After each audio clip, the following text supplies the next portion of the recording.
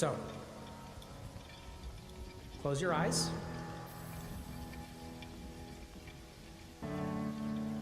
Take a few moments to breathe in and breathe out.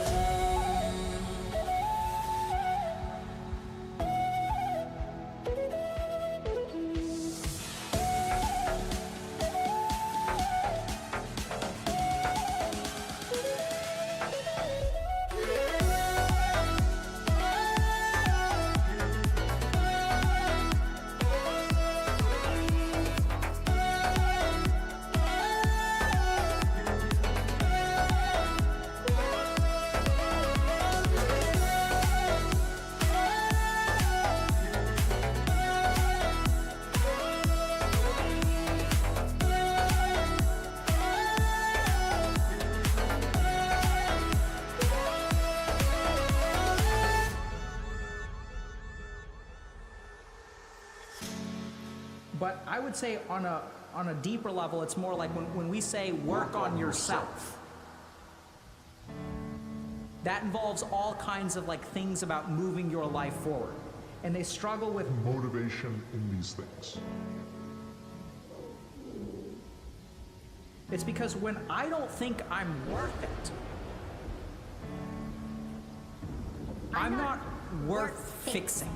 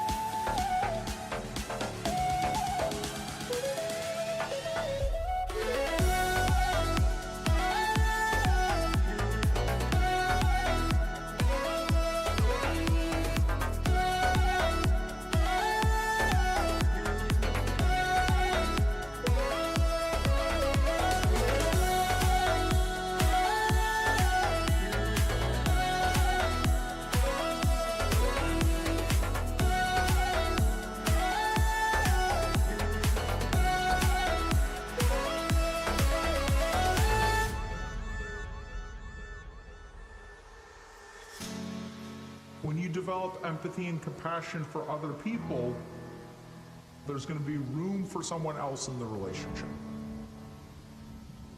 And then this in turn is going to reduce the feeling of being an object. Now two people can connect. And now it's not about getting your needs met and starvation. It's about two human beings forming a relationship.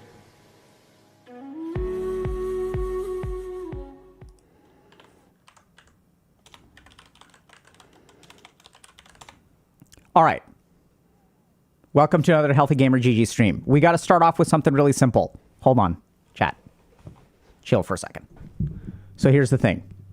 I just realized that the title of this stream is like, I'm effed. But that's not me. So what we didn't, I just realized we made this mistake. This is actually like a hilarious mistake. So, you know, when we stream, we come up with a title that is the topic of the stream, right? So we'll be like, oh, today we're going to be talking about like female mental health and hormones and whatever. Or we'll say like, okay, we're going to do a deep dive into CPTSD. So the topic of today's stream is I'm effed, now what? So like we're going to be covering that as like a topic. So if you're screwed in life and you're like, hey, I don't know what to do, where to start, everything is going wrong. That's what we're, hold on, I got to fix this volume. This is ridiculous. Is this better? This is better, right? Okay. It's the topic of the stream. So this is a stream about people who are effed and where to start. It's not that I'm effed. It's like so I don't think it was clickbait. Like I really don't. I don't think we were intending to clickbait. We were just trying to very simply, unless I missed this, but I saw the title and I was like, yeah, that's what this is a stream. Like y'all will see, like it's all about people who believe they're completely screwed in life. That's what today's stream is about, right? So if you're effed and you don't know where to start, we're going to cover some of the most fundamental things that, like, I worked with like homeless people. I've worked with people who've like lost everything after being addicted to stuff.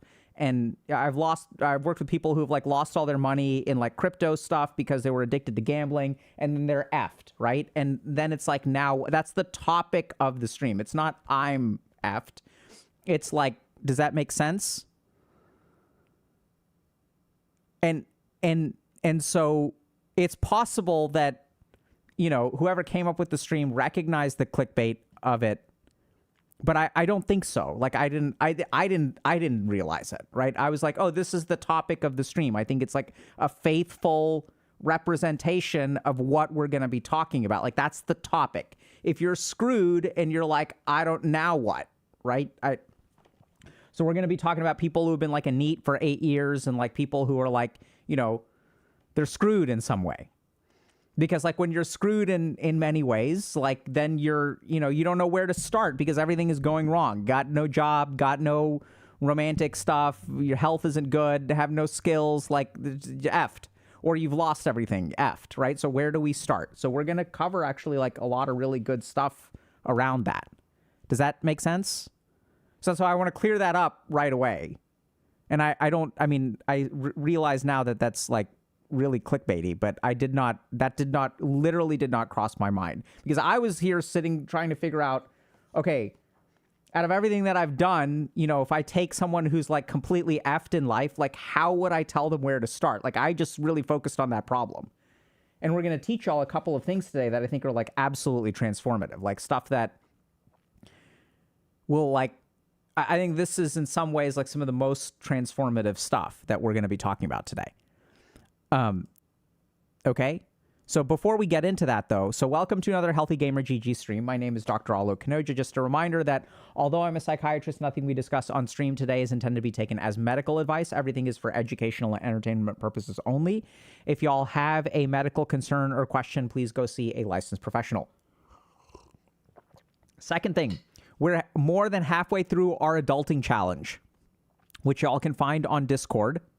So I know this is insane, but we have an adulting challenge. So this is a month-long community event. We're more than halfway done, where we're going to get together and do some adulting.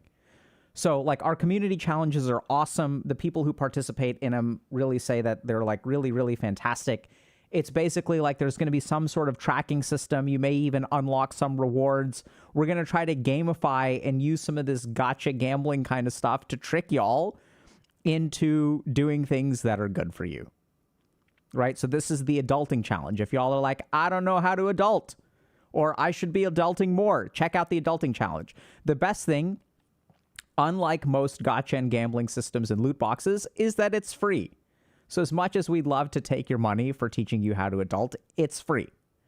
So if y'all are looking for some kind of community to help you stay accountable and like do a better job at doing your adulting things, then definitely check it out. We're about halfway done. There's still plenty of time to keep going. If you're one of these people that's like, oh my God, you're halfway done, it's too late, I can't start late, that's why you struggle adulting, right? So you can start adulting today. So check it out. I think there's a command. I think it's !adulting. Yeah. Other thing is that we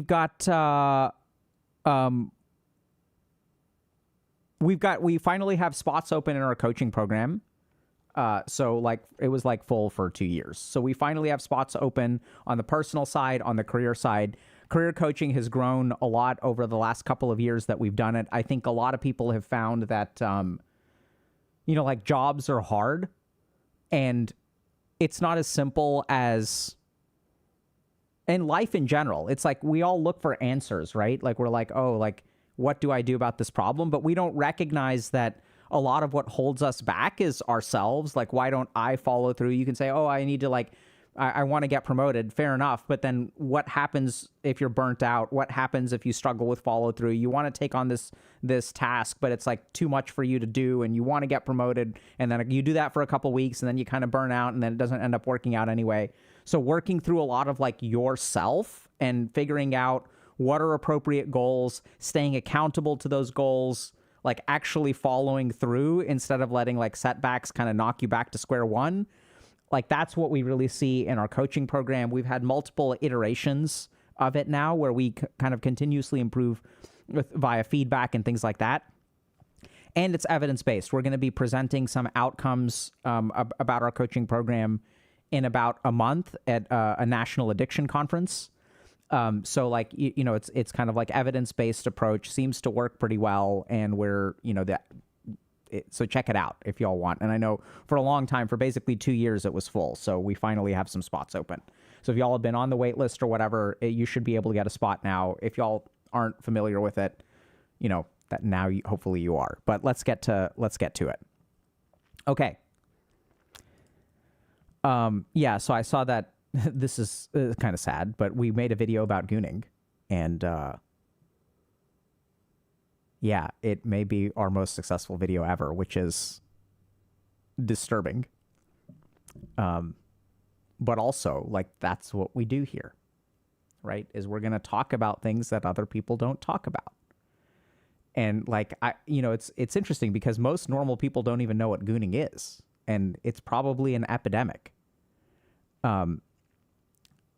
Okay. So thank you so much, Laffy Bun, for spending some money to reassure me. I appreciate it. Because I spent $5, I get to say that this isn't clickbait. It's the topic of the stream, guys. It just makes sense. Thank you so much for letting me know. We're back. So honestly, let's just talk about this for a second, all right? So it's a Saturday. Technically, I'm working. This is my job. And it's a Saturday. I don't know if y'all are like watching the international. I don't know if y'all are playing Deadlock or what we're doing. But, we started this grand experiment about 5 years ago now. Like, isn't that insane, chat? We started this 5 years ago. And some rando, myself, showed up on the internet and I was like, all right, we're going to try to like talk about things that hold us back. And then what happened in the Healthy Gamer community is we started making all this like content. Right? We started like helping people. We started offering people guidance. It's crazy. Like I get approached pretty much every time I leave the house now. Like someone will walk up to me and say like, hey, Dr. K, like, thank you so much for the work that you've done. I'm like, that's cool, man. That's why we did it. Right? We did it to try to help people. And somewhere along the way, like our audience changed and we got more sophisticated and we got better at stuff and we started building like procedures and like we started like now we finally have like research citations that are like somewhat available. It's still an ongoing process. We built guides. We went to award ceremonies. We like even went to places like the White House and like we became like a real thing at some point. And to be honest, like the more we become a real thing, like, I kind of miss what we used to be.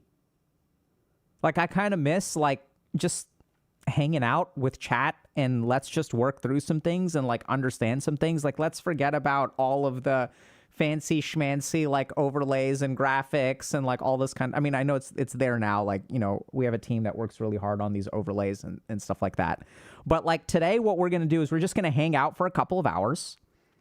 We're going to look at some pretty... some posts from people that are like pretty fucking stuck, and we're going to talk about what to do about it, right? So it's going to be like back to basics. I think the other thing that's like pretty cool is I've been doing this now for 5 years. I saw my first patient in 2010 when I went to med school, And then I became a doctor in 2014. So I became a doctor like 10 years ago. And over the course of those 10 years, thankfully, I've had the privilege and opportunity to help a lot of people. And I don't just say that it's a privilege or opportunity. It really is. Like, it's great to help people, like, put their lives together and be happy. And, you know, I was talking to a patient of mine who I haven't seen in 4 or 5 years. And this patient is now, like, happily married, like, has a kid, moved across the country, and, like, they're doing well. And, like, that's possible. Like, we can have, you can get better. Like, you can get your shit together. And I think the crazy thing is that sometimes when you're at the bottom of the barrel, when everything feels like it's going wrong, I don't know if this kind of makes sense, but it's not that everything is going wrong. It is oftentimes that one thing is going really, really wrong, right? So if you just look at it statistically, like the likelihood that every dimension of your life is independently bad is very low. What is much more common is that you have a root cause that is leading to failure in multiple dimensions of life.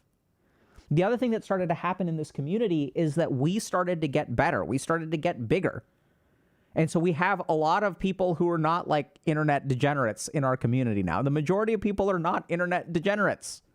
The majority of people are successful. We have tons of programmers. Like, I did this event at Google or YouTube, and there are like hundreds of people like at YouTube HQ who like watch this channel. So thank you guys very much for having me. It was a blast. It was awesome spending time with y'all. Like, that was so much fun. So we're a different community. We're starting to crush it in so many ways. We're like getting better at forming relationships. We're getting better at like doing our job. We're getting in shape. We're meditating more. We're like learning more about spirituality. Some people are having like spiritual awakenings and stuff like that. Like, this is awesome. And at the same time, it's been a long time since we talked about straight people who are like, I was going to say degenerate, but y'all aren't degenerate. People who are like really, really stuck. And now having the benefit of 10 years of being a doctor and 5 years of talking to the internet, helping randos on the internet, what I want to talk about today is some of the most fundamental things to do if you're fundamentally stuck. Okay? No. So people are saying ranch time. I'm with you. Maybe one day, but we're not going to, no ranch time. We're going to just help you here via the internet. Y'all are gonna, you don't need, it doesn't have to be something great or grand or whatever. Change happens right here, okay? All right. So we're gonna get started. Okay? Just old school. We're just gonna stream for a couple hours. This community has a fatalism problem. Update. So coincidentally, Dr. K just posted a YouTube short about what I'm trying to call out in this post. Ha ha! Psychic. Okay, I don't know if this rule violates Rule 7 or not. I apologize if it does. I understand that this community is built for people who are struggling with life in all sorts of ways, but it seems like the most well-received posts are all just, I'm screwed forever. Nothing can change me. Like, I understand venting out frustrations, and I understand being depressed can cause your mind to truly believe something that's not true, but wholly it feels like some of y'all just want a hug box that tells you exactly what you believe about yourself. Some people in this community are absolutely great, and odds are if you are offended by this post, message your problem. This post's message your problem, not one of the great ones. I found Dr. K and Health Gamer because I needed a change for the better. Listening and learning has bettered my life immensely, so I genuinely don't understand why a portion of this community is hell-bent on only hearing the same whining day in and day out. I'm not upset by this, though it just comes with human nature. We value validation for our feelings and we more than we value solutions. I fully expect this post to be downvoted en masse. It's not surprising that it'll ruffle a few feathers. If this post made you angry, I'd love to know why, because I really don't understand the mentality of using this community to tear yourself down and anyone who's willing to encourage you to try and work towards a better tomorrow. So, this post is not being downvoted into oblivion. And yeah, so I think a couple of things. I think this is good feedback. But this is not something I can fix. because I am a member of this community. I also had my favorite post that I've ever seen. Actually, I don't know if it's the favorite post that I've ever seen. Someone posted, this is great. I don't know if you guys saw the Dr. K and alternate timeline. Did y'all see this? Hold on.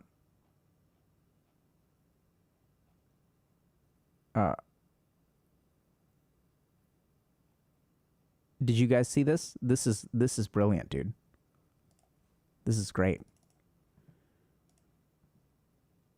I dropped out of med school and became a monk. Like, this is cool. This is some kind of reverse version of Dr. K.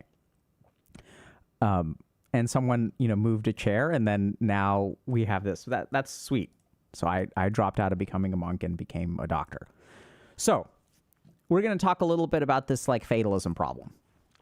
So the first thing is that, the community is what y'all make of it. So if you're someone who is frustrated by this, first of all, it's totally fine to post a suggestion or feedback, but we've had a lot of really fantastic posts over the years of people saying, hey, here's the most important stuff I learned. This is what I found useful. Here's how I take notes about this. I noticed this concept helped me a lot. So I think the community becomes what you let it become, right? So if y'all want to see different kinds of posts, then you should make different kinds of posts. I think the other thing that happens, I saw this really, this is also great. Someone made a post and they're like, who is this Dr. K guy? And I loved that because this person was like, hey, I found this subreddit. I think there's a lot of great stuff here, but who is this Dr. K that everyone keeps talking about? And that's like, that's a win, right? This is like, we're like a third of the way there, chat. We're a third of the way there because this means that the community has taken a life of its own. Healthy Gamer was always supposed to be more than Dr. K. And I think we see the first signs of that. So that's awesome, right? So it's been more than me for a while, but I thought that was great. This is great.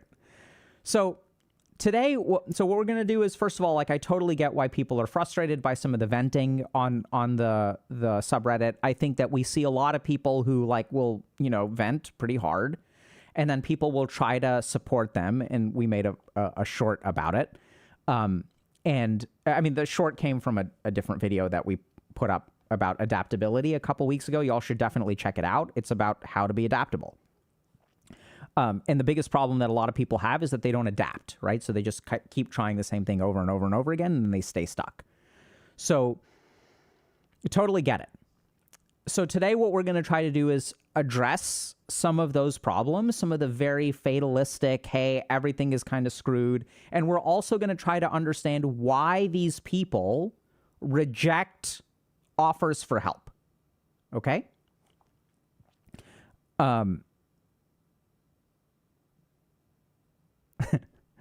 Okay, so let's, I appreciate the thing. Okay, so let's get started. Please just convince me to have hope. I just don't understand how there could possibly be a reason to not hate myself. I almost drove to Taco Bell at 11 p.m. to spend who knows how much money on slop food for no reason other than I can't stand living this completely worthless life of mine. I had to borrow an embarrassing amount of money from my brother because I spent a bunch of money on worthless fast food because I'm horribly weak-willed. That's it. I'm so weak, so unimaginably weak. I shouldn't even be allowed to live. Don't try and say the fact that I ended up not getting food from Taco Bell is a win because that should be celebrated because I'll eventually give in. I was just so overwhelmed by my patheticness that I had to turn my car around. It'll be back. It always is. And it always comes back to my weakness because I have to go to war with the world. Don't try to gaslight me into thinking the world isn't against me. It is, and if you try to convince me otherwise, you are against me as well. I have to go against the world, but I don't even have the will to just exist because I'm so fucking worthless. I've been grinded down to a grain of salt before I had a chance to really exist. It's all over. Dr. K said that he has people who tell him my life would be better off without me, and he asserts that that is always factually untrue. Really? In every case? What about me? I doubt it. Maybe it's false for others, but I'm special.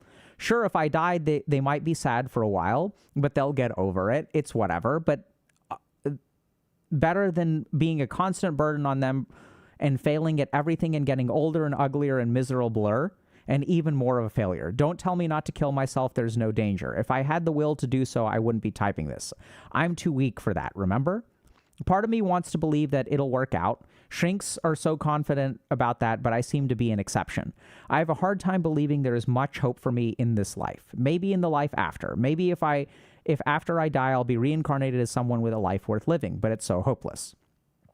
My life, this world, this post even. No one will read it, and even if they do, no one will understand. They'll just call me stupid or crazy or tell me I need to meditate or seek therapy or blah, blah, blah. Dr. K isn't going to read this and make a video about it that perfectly diagnoses and solves my problems. It's hopeless.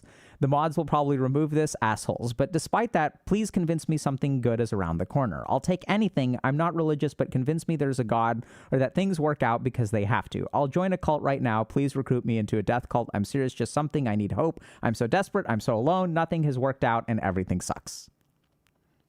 Right? So, fatalism problem. So, why is our community the way that it is? It's because these people don't have anywhere to go. Right? And so, like, sometimes you create a place where, you know, we sometimes ban people because we have rules, and part of existing in a community doesn't mean that you just get to verbal diarrhea whenever you want to, because this is a shared space, right? So if it's a shared space, we have to keep it safe for everyone involved. Safe space doesn't mean that you can just come here and vomit whatever you want to. And then sometimes those people get, they're hurt when we tell them, hey, you have to abide by the rules. And at the same time, where else does this person go? Right? So sometimes, like, our community is the way that it is because we're here to help people. We're here to help you. We've never said that this is a problem that is too big for us to try to improve or understand in some way. I'm sure that those exist, but that's just, you know, we haven't found them yet. So if you're someone like this, and I've worked with a ton of people who are like this, right? So this is the crux of the challenge. I need something to hold on to. I need something to give me a reason to continue trying, to continue living. And, like, everything is going wrong. I'm weak-willed. I'm pathetic. Even small wins are useless, right? So if I resist Taco Bell on one day, I'll eventually crack. So there's, like, no point in celebrating a win. Like, it's not a real win. People try to tell me that the world is better, and then they're just gaslighting me. Everyone says things can get better, but they really can't. I'm looking for someone to convince me, right? And so this person, like, feels like they're really at the end of their rope. So how do you approach this? Right?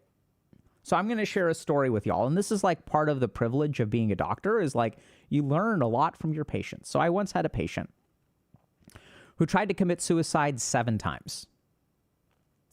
And so when I started taking care of them, I started taking care of them after they tried to commit suicide 7 times. And one of the patients who taught me the most about, you know, being a psychiatrist, it was really just an amazing experience for me. And not, I don't think super unpleasant for them. I mean, I think they gained something from it. But then one day, and I was like, okay, so if you've tried to commit suicide 7 times, like, I'm paranoid, right? And so that's what happens. So as a psychiatrist, you're somewhat responsible, right? We can't predict behavior. We can't really prevent suicide, like, in the same way that you can cure someone of a pneumonia. So we can do what we want.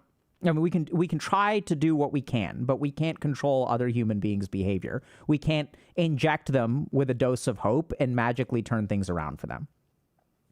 So part of what we do is monitor the chronicity of suicidality. So what we do is we try to gauge whether someone is chronically suicidal. So we know there's a risk of suicide because their life is not very good, and this is kind of their baseline state. This is like their normal for them. And as long as we acknowledge that and don't miss that, you know, sometimes, you know, mentally ill people kill themselves. Like, that's just, mental illness can be terminal. So we have to do everything that we can, but just like any other dimension of medicine, we can intervene when someone has a heart attack. We may not be able to save their life. We can intervene when someone has cancer. We may not be able to save their life. We can intervene when someone has a pneumonia. We may not be able to save their life. And we can intervene when someone has depression or bipolar disorder or schizophrenia. We may not be able to save their life. So I asked this person, and he was like, you don't need to be worried, Dr. K. And I was like, why the hell not, bro? You've tried to kill yourself 7 times. Why should I not be worried that time number 8 is going to come? And he's like, so I tried to kill myself 7 times. And I was like, yeah, I'm aware. And he's like, on the 7th time, when I was being resuscitated, I realized that my body does not want to die. Right? Here I am trying to kill myself. And every time I try, my body is like, nope. Nope. So if they try and overdose, they end up vomiting. The body's like, no. This is like not good for us. We're going to vomit. Okay? It's kind of wild. And he's like, that's why I've decided to live, because I realize that there is a part of me that wants to live. There's some part of me that is rejecting death. And if you look at a post like this, it's very, very easy to get bogged down in all the negativity. But why is this person posting in the first place? Where's this coming from? Please just convince me to have hope. So the first thing to recognize is that if you are even at the bottom of the barrel and you're feeling like nothing is going for you, recognize that despite all of the negative experience in your mind, in your life, there is a part of you that wants to get better. There's a part of you that is hoping for hope. So a big part of this journey is that we're not supporting the right things. So this sounds kind of crazy, but I really believe this. Having a worthless life requires a lot of energy investment.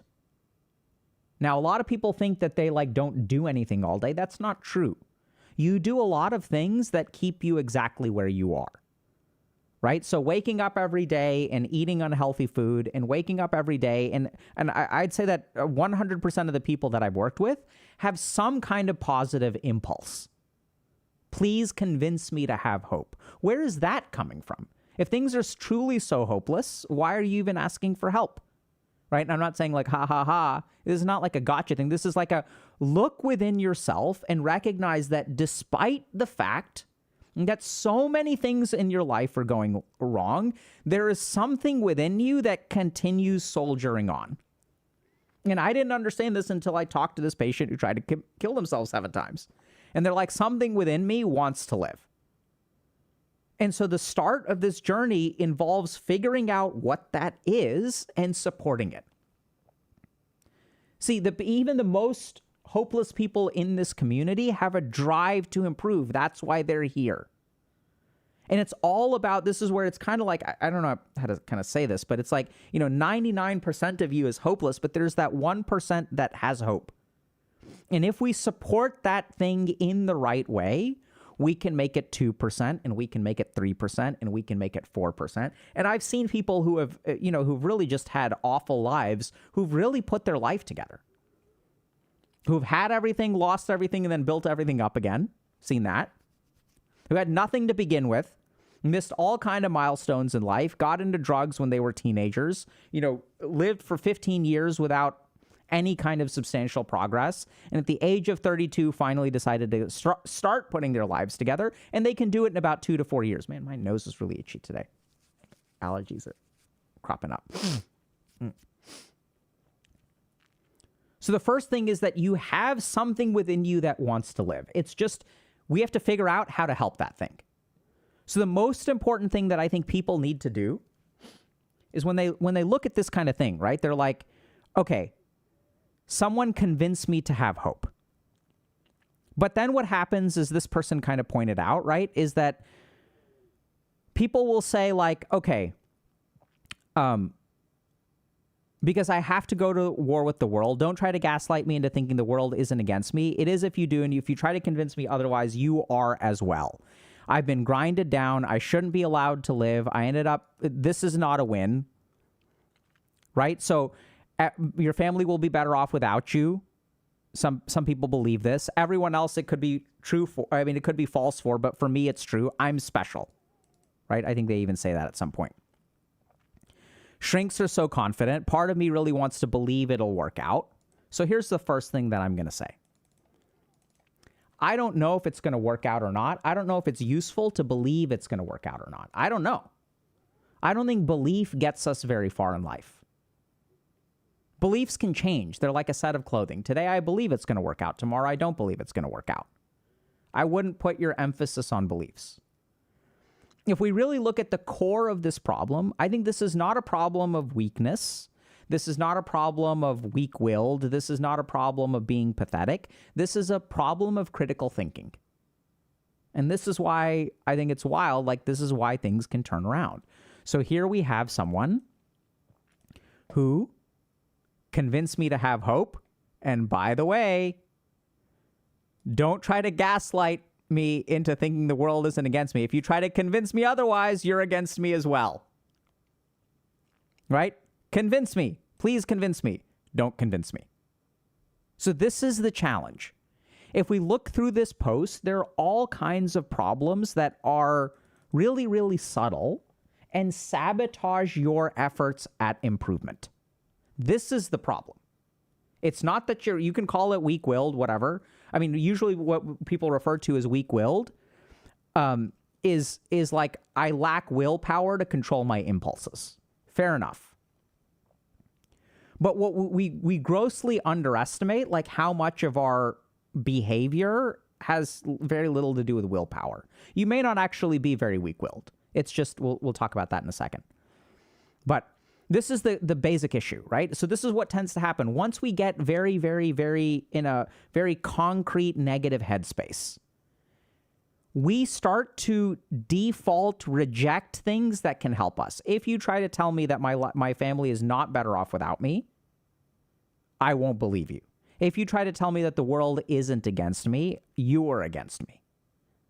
So this is incredibly black and white thinking. So I think the first thing that we've got to do is, as long as we are rejecting solutions, it will be very hard to solve problems. So what we really need to do is we have some sense of positivity. We have some sense of hope. Hey, someone help me, convince me to have hope so I can start to put my life together. And then we have this whole host of things that is shooting down potential things that can help us. As long as that faculty is there, it's going to be very, very, very hard. And when we talk about giving people hope, helping people find hope, why are shrinks so confident? We're so confident because the statistics are in our favor. We're so confident because 30% of the world at some point feels incredibly depressed.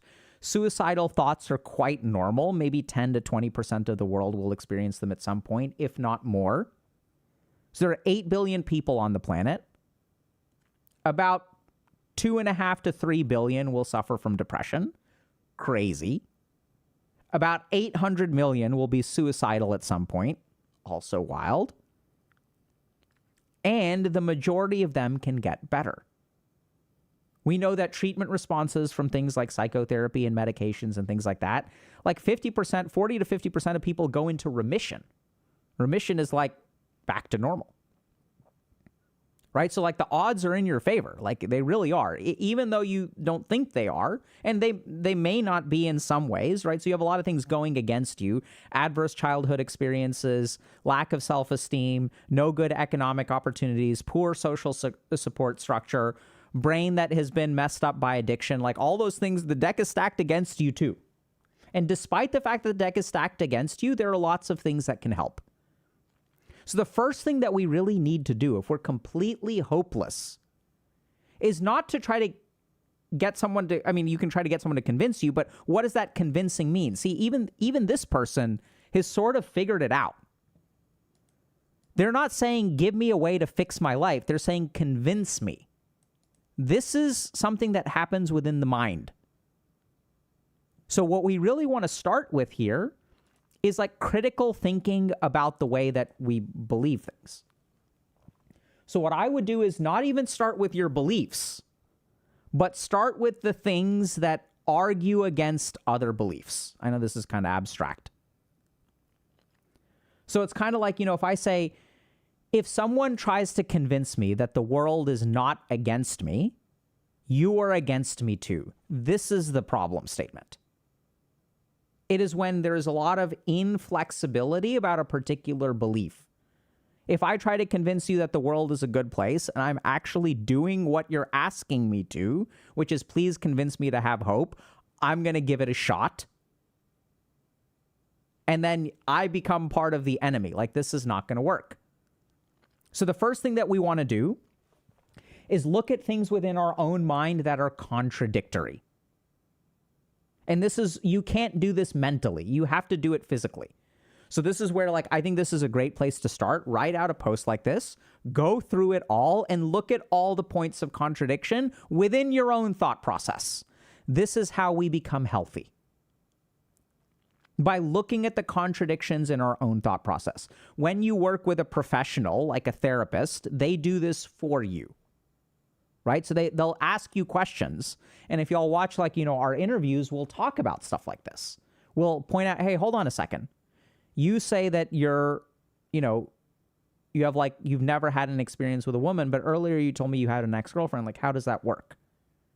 So a big part of what we do when we're trying to help someone else is point out the contradictions in your own mind. This is a problem that if we want to start, we have to start with your mind. So look at all of the contradictions within you. That's number one.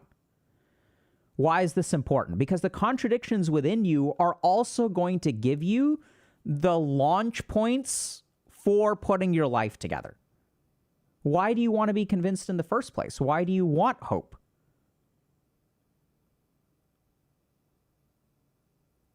Like, that's going to be the foundation to build on. Next thing that we want to do is, once we look at these critical thinking issues, then what we want to do is when people try to help you, look at what your help rejecting system is.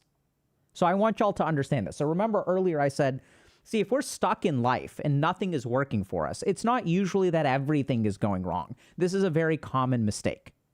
If nothing is going right for you in life, it isn't that everything is going wrong. It's that one thing is going wrong. If one person that you meet is the asshole, they're the asshole. If everyone that you meet is an asshole, you're the asshole. You are the problem. Now, oh my God, how can you say that? Are there negative circumstances that contribute to the way that you are today? Absolutely. Is it your fault that you are the problem? No. Right? But there is a common variable here which we need to acknowledge. And people may say, oh my God, Dr. K, how can you say that? No, that is the most hopeful thing to say if you're the problem. Because if everything else is the problem, you can't do anything about that. If you're the problem, that is actionable information. This should give you the most hope, not the most despair. Right? I've worked with people who are like, I had a patient who had Williams syndrome. And Williams syndrome is like pretty bad. It's like a chromosomal abnormality. Like, there isn't a whole lot you can do about that. This person was also surrounded by people who were pretty toxic because they were in a group home and they can't function on their own. And there's a lot of people who are taking advantage of them. Like, you can't solve that. But when you are actually the problem, that should give you the most hope, because that means that the problem is in you. You can change that. The thing that you have the most capacity to change in life is yourself. Arguably, the only thing that you can actually change in life is yourself, because despite all of my years of yogic training and psychiatry at Harvard, I've not learned mind control. Haven't discovered it yet. Can't control another human being as much as I want to. So if you're the problem, that's actually a good thing, because that means you can change it. If someone else is a problem, that's a problem. So even when I do something like couples counseling, I feel super optimistic about couples counseling when both people have problems, because those are actionable.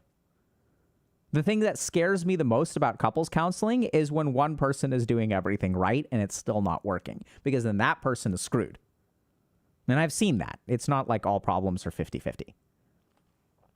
So if you're the problem, that's okay. Like, we can intervene there. So start with understanding, look at your life a little bit more critically. Look at your thinking a little bit more critically. And the most important thing to find there is why you reject help.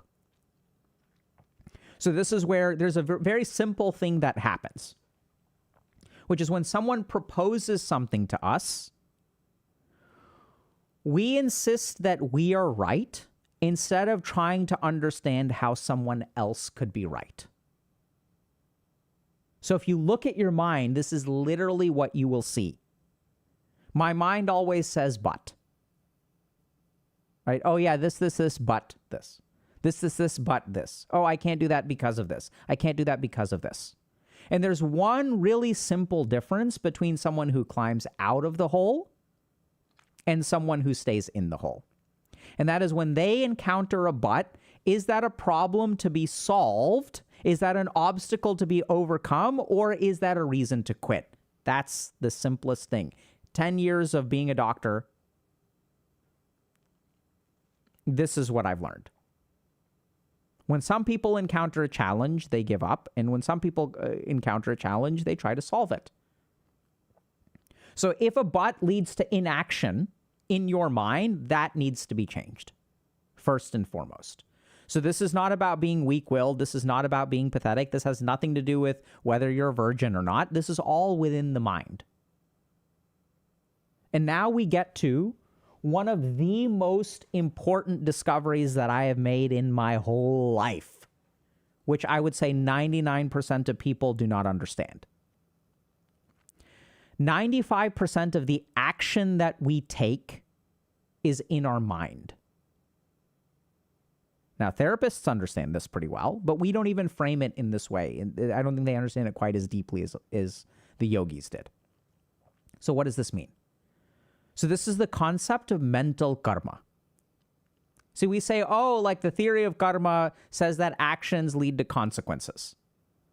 And when a lot of people talk or look or analyze the theory of karma, they assume that actions only exist in the physical dimension.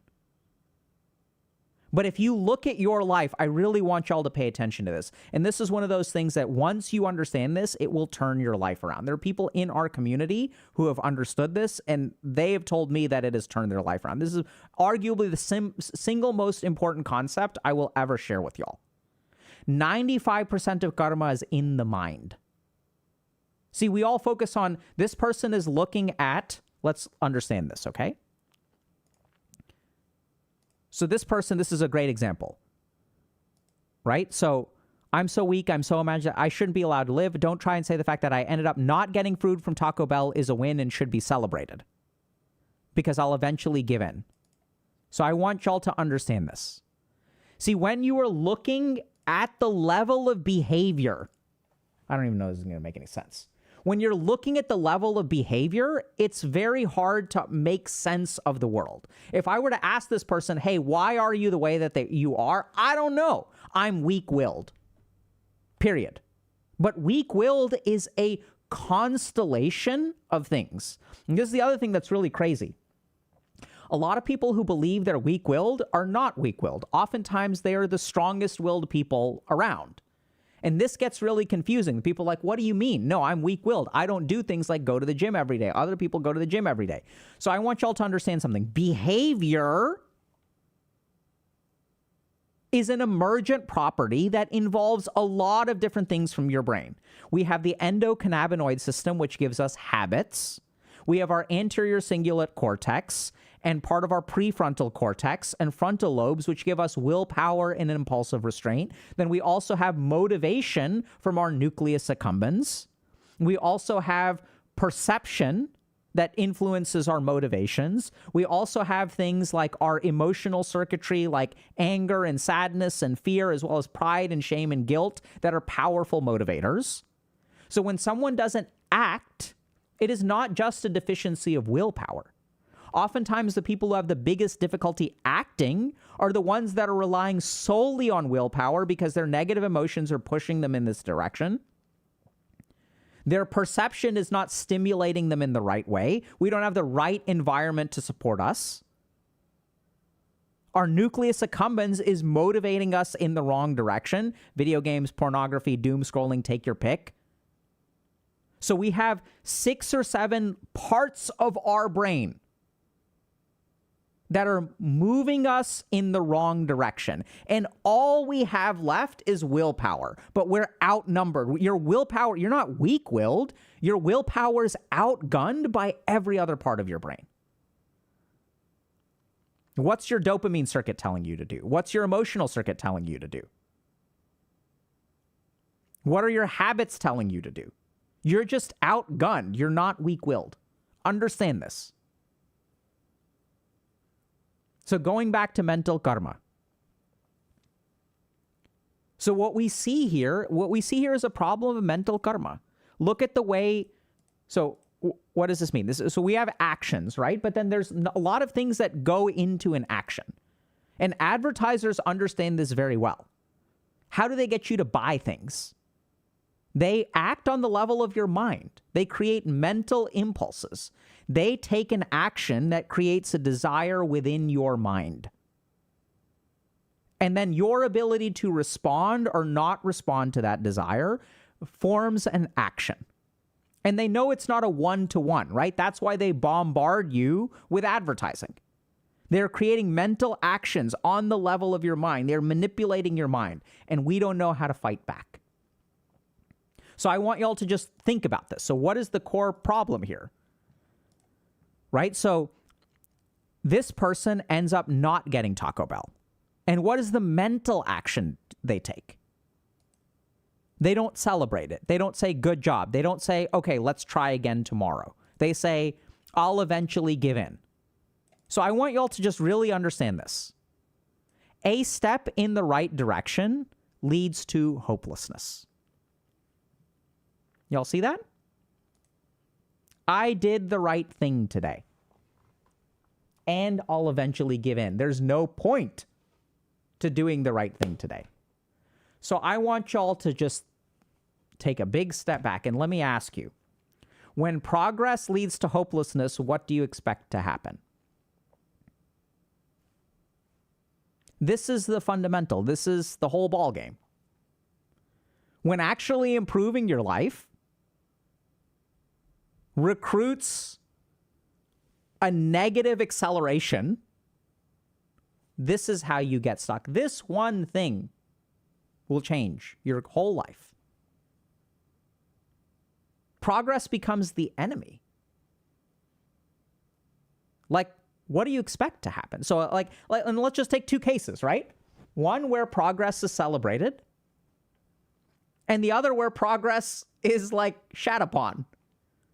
If we were to take just two human beings and we were to instill in one person, progress leads to celebration. Give yourself a pat on the back, and everyone else is going to give you a pat on the back too. And then another person, you progressed, screw you. Where do you think these people will end up? The person for whom progress leads to hopelessness, what do you think will happen in their professional career? What do you think will happen with their physical health? What do you think will happen with their finances? What do you think will happen with their romantic relationships? What do you think will happen with their social relationships? This is kind of like the HIV of the mind. It is the one thing that disables your ability to progress, to solve problems.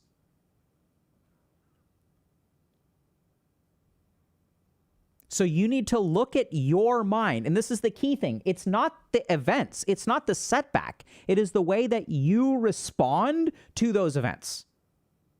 It is an action that you take in your mind. So when I have an impulse to call in sick today and get hammered, the way that I respond to that impulse is a mental karma. When I feel like putting sugar in my coffee today and I choose not to, that is a mental karma. I have a desire. How do I respond internally to my desires? The war that we're fighting is not with the outside world. The world is not against you. Hate to break it to you, you're not so special. I don't think the plants and the trees and the squirrels and all the other human beings on the planet are waking up today and they're like, all right, everybody, we're going to have our 28th annual conference of how to fuck you over.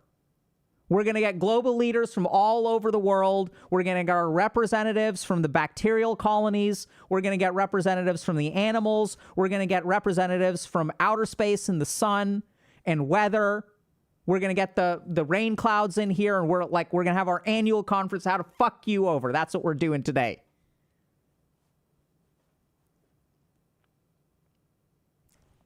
Maybe you're different. Maybe you're the one person that everyone on the world is conspiring to screw over. Maybe you are. Who knows? I could be wrong. Let's critically think about that. Right? They're not having that conference about you because they're having that conference about me. Now, there's a big difference between the world conspiring and things in your life being shitty. Because can you have a shitty life? Does the world deal you a shitty hand? Absolutely. 100%. That can be true. I've worked with these people, right? People who are refugees and people who are traumatized growing up. And I think that this person is one of those people that got dealt a really crappy hand in life. But this is also where we've got to be super careful. Just because the most important parts of the world are against us, and these can be things like our parents and caregivers. These can be things like people I worked with, patients who, were abused by teachers, abused by parents. And when this happens to you, you believe that the whole world is against you because when you're 5 years old, your whole world is mom or dad. And I make it sound absurd. But let's remember that human brains function pretty damn well. And if someone believes this, they have a damn good reason to believe it. And we need to be critical about it. Just because you got to this place for a really good reason doesn't mean it's the right place. So the world is not against you. The world may have been against you. Important parts of the world may be against you. And we have tons of research that's true, by the way. So if you look at the research on adverse childhood experiences, why do we call them adverse childhood experiences? Because researchers sat down and they looked at the people who are the most screwed in life. And they're like, okay, what do the people who are most screwed in life share? And they discovered there's a set of things that each kind of screws you over a little bit more. Divorce, moving around a lot, because then it's hard to maintain friendships because you're always the new kid. Because even if you do maintain friends, you end up leaving. Some kids adapt well to that, some kids don't. Even the ones who adapt well and are really good at making friends sometimes struggle with forming intimate relationships and being vulnerable with people because they put on a mask all the time. Doesn't matter whether you were bullied or not bullied. Moving around a lot is a problem. Having a parent who's in the military, I don't know if that's actually an adverse childhood experience. That's just clinical experience there. That can be very hard too. Poverty, sickness, chronic illness. All of these things make your life objectively harder. I'm not saying that they don't. I'm not saying it's all in your head. The issue is that there is a portion that is in your head. The issue is that the world is not quite as black and white as you think. The issue is that Dr. K did see this post, but it's not going to solve all your problems because I can't do that.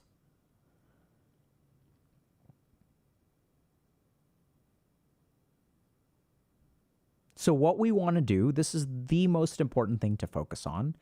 How do you respond to the things that happen to you? What is your mental karma?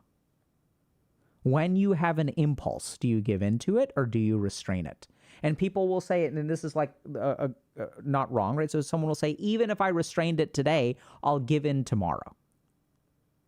And that's true of everyone who's been addicted to anything and becomes false for everyone who attains sobriety, which is absolutely doable. It's consistently doable, right? We can say, even if I resist drinking today, I'll drink tomorrow. And that can be true of someone. And then those people can be sober for 20 years. We know that that's possible. Where is that battle fought? It's fought in your mind. It's not fought in the world. Now, very practically, if we're looking at outcomes, fighting this battle in your mind by yourself is damn near impossible. Maybe not, actually, now that I think about it. There's actually a fair amount of data that suggests that the majority of people who have bad addictions actually become sober by themselves. They don't even go to AA or see a psychiatrist or therapist. So that I have to take with a grain of salt too. But one of the things that we do know, and this is something that I've seen, is that like a little help goes a long way. So one of the biggest mistakes that I think we make, and this person is doing a good job, they're saying, hey, someone else help me. The challenge is that usually the kind of help that we need is like more sustained than a post on the internet. Right? What we need is a person who like knows us, works with us week after week, helps us understand our mental patterns, helps us think critically. Right? That's what we do as therapists. The whole reason we started a coaching program is because I didn't think that making streams on the internet would be sufficient to actually change lives. I mean, it can sometimes, but if we really look at like the science of it, improving your life becomes astronomically more efficient, easier, and with better outcomes once you have a dedicated human being who's trying to like help you with your shit.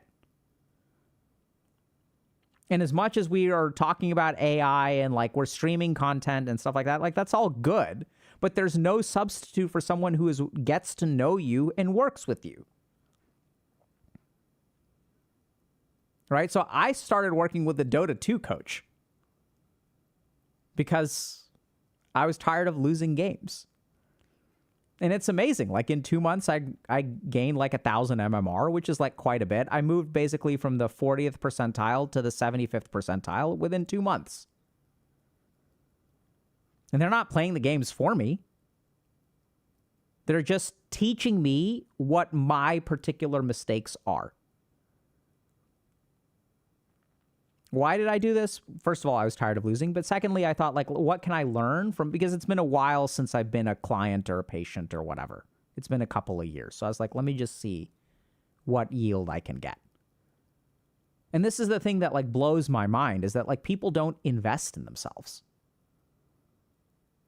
Like this is another huge thing that separates people who are very successful from people who are not.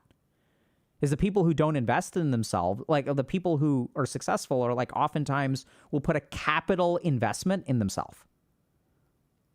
Like you got to spend time and money to like get better at something. And it's one thing to do it for Dota 2, which doesn't really matter in life, but like it blows my mind that there are a lot of people out there who are like, I want to be better at XYZ, and then you don't invest in it. But anyway.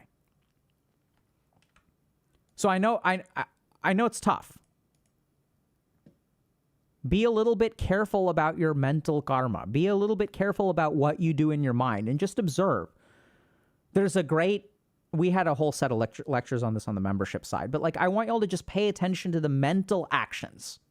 And what you'll discover is that 95% of your behaviors are controlled by your mental actions, the way that you respond to yourself. And what do we do in psychotherapy? We teach people how to change their mental reactions. Right? So I want y'all to really think about this. A psychotherapist doesn't talk to your job, doesn't talk to your boss, usually doesn't advocate with you with mom and dad, doesn't support your arguments when you're arguing with your spouse or significant other. All they do is talk to you. And yet we see people do way better. So like this discovery, right, that I made as a therapist, and then I realized like there's one fundamental problem with the practice of psychotherapy, which is that our core training in psychotherapy is focused on pathology. We're trained in a methodology, how to help people understand themselves, use that understanding to solve problems in their life. But what kind of problems are we trained in? We're trained in bipolar disorder. We're trained in depression. We're trained in social anxiety. We're trained in schizophrenia. We're trained in suicidality. And then what I saw when I showed up on the internet is that we have a mental health crisis, which underneath is like an economic crisis. Underneath is an existential crisis. Underneath is a loss of confidence and self-esteem, is a dating crisis, is a professional crisis. And then I was like, okay, so we're still talking about mental health stuff because that's important. It's important to understand social anxiety and depression and addiction and all that kind of stuff. But like the problems that y'all face, can we take this methodology of understanding the human mind, helping people understand what holds them back, and apply it to goals that are outside of pathology? Get a job, get a girlfriend, get a boyfriend, set boundaries with people, be disciplined in terms of working out, follow through. And then we tried to split that up into 3 categories. The first is we're going to make videos or lectures about it. The second is we're going to have community events about it, like an adulting challenge, where we're going to take some of these principles of peer support and we're going to apply them to things like fucking doing laundry. And then the last is we built a coaching program. So we now have the Healthy Gamer Institute, which teaches people how to use this methodology to help people fix shit in their life. And it was full for 2 years because it works really well. So be critical about the way that you are living your life. Recognize that a lot of this stuff can be fixed. And the other thing is get help if y'all want to. If you're dealing with a pathology, see a therapist. If you just have a general problem, right? Like you're like, oh, I'm not disciplined enough, or I want to accomplish this thing in a certain amount of time, check out coaching. That's why we built it. Okay.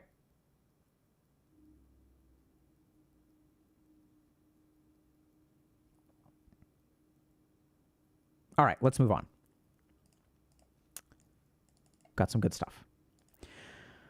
I'm frustrated and my life is a huge disappointment. Every day is just another day of constant depression and reminders that I am a low-value man who won't be successful in life. I still live with my dad. I have absolutely no money to go to college.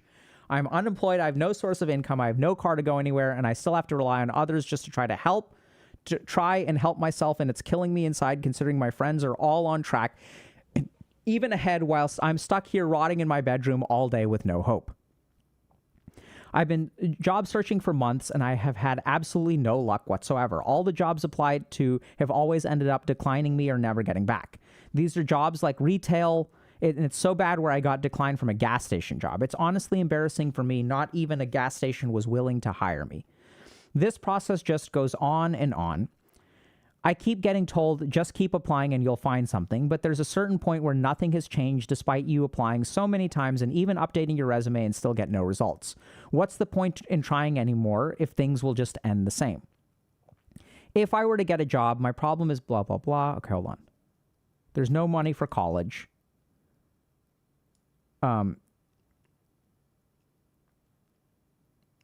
I'm sick of being 100% dependent on people. Forget about relationships because I know that will never happen for sure. Okay? We can get into more of this in a bit. I think we have enough. And thank you so much for giving us a TLDR. So this too is a really common thing. Hold on. Where we're kind of stuck. Right? So the basic issue with like someone who's like doesn't know where to start is that all these things compound. If I have a job, it's easy to get transportation. If I have transportation, it's easy to get a job. If I have a job, it's easier to find a relationship. If I have a relationship, those can help me through the rough patches of my job. So the basic problem in life is that every win that you get gives you another win. Every win that you get protects you from a loss. And this is why we have such a big gap between the people who are fucking doing it all, professionally successful, in a good relationship, go on vacation, have fun, take care of their body, and then the people who like have none of it. Sitting at home all day, no job, no relationships, no friends, no prospects, no money, dependent, independent over here, dependent over here. And it seems like it's so hopeless because we look at these 10 things that everyone is doing right and these 10 things that I'm failing at. So the good news is that there's absolutely a snowball effect. So I would say that with the majority of patients that I've worked with who start from zero, it takes them about 2 to 4 years to get everything. Not just do decent, like have it all. Like have a healthy relationship, financial independence takes about 2 to 4 years of dedicated work. Now, the other general statistic that I've seen as a clinician is it takes half the time that you have been stuck in a situation to get out of that situation. So if you're behind, if you're like 30 years old and you like haven't gone to college or anything like that, if you've been basically like doing nothing for 12 years, it'll take you about 6 years on average to climb out of the hole. That's the ballpark. Now, the issue is like, how do we start? Because once we can get one thing going for us, other things will hopefully start going for us.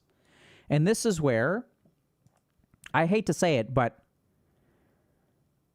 the worst piece of advice that I've ever heard, which I've probably given on occasion, is this process just goes on. I keep getting told, just keep applying yourself and you'll find something. There's a certain point, just keep trying. Keep trying and something will work out. Just keep trying, I think, is some of the stupidest advice that you can ever give to someone who's stuck. So I remember many years ago, I went to a military academy briefly. And there was one part of the obstacle course that I couldn't really do. And I remember when I faced that part of the obstacle course, I was like, it's this thing where you have to jump over successively higher like logs. So you have to like, you just toss your leg over one, and then you have to kind of push yourself up and then swing your leg over the other. And then you have to pull yourself up and swing your leg over the third. And like, try as I might, like I just couldn't do it. And the more that you tried, the more exhausted you get, right? When you try to do something and it doesn't work, you lose energy, and it makes trying again harder. So some advice that I hear all the time is if things aren't working for you, just keep trying. It'll work out eventually. No, it doesn't work like that. And so like when I work with people who struggle with things like online dating, they're like, just keep trying, keep trying. No, it doesn't work like that. I wish it did. I wish it was just like a slot machine where you pull the slot and eventually you'll get the right thing. And the truth of the matter is that human beings carry some degree of trauma with them forward. So the more you get rejected, the harder it is to find a relationship. If I just keep trying, I get rejected again and again and again and again. That affects my self-esteem. And then self-esteem doesn't mean that the odds are 1 in 100. For the first pull, it's 1 in 100. The second pull is 1 in 101. The third pull is 1 in 102. Then it becomes 1 in 200, and 1 in 400, and 1 in 600. And the more people try, the worse things become. This has honestly been my like personal experience and clinical experience. You just can't keep trying and hope that things work out. Instead, what we really need to do is not if at first you don't succeed, try again. If at first you don't succeed, try it a different way. Right? So I'm sure that there are people who are like HR professionals or people who have hired people in our community. And I'm so curious if y'all can weigh in. So if you've like reviewed resumes, right, and you see a crappy resume, what do you think the chances are that this person will get a job offer if they keep applying to things? Versus if you see a really strong resume, what do you think the chances are that if you're going to offer them a job, the likelihood that they will get offered a job by someone else? It's not if at first you succeed, try again. If at first you don't succeed, try it a different way. If at first you do succeed, then try it again. That's the principle of positive deviance, a huge part of everything that we do here. Which you look at the successes and that's what you duplicate, not the failures. Like, what? It's crazy. Why would you duplicate something that doesn't work? And this happened with me. So when I applied to med school, it took me 3 years to get into med school. I applied to about 40 schools a year. So first year, 40 schools rejected. Second year, 40 schools rejected. Third year, I made a change.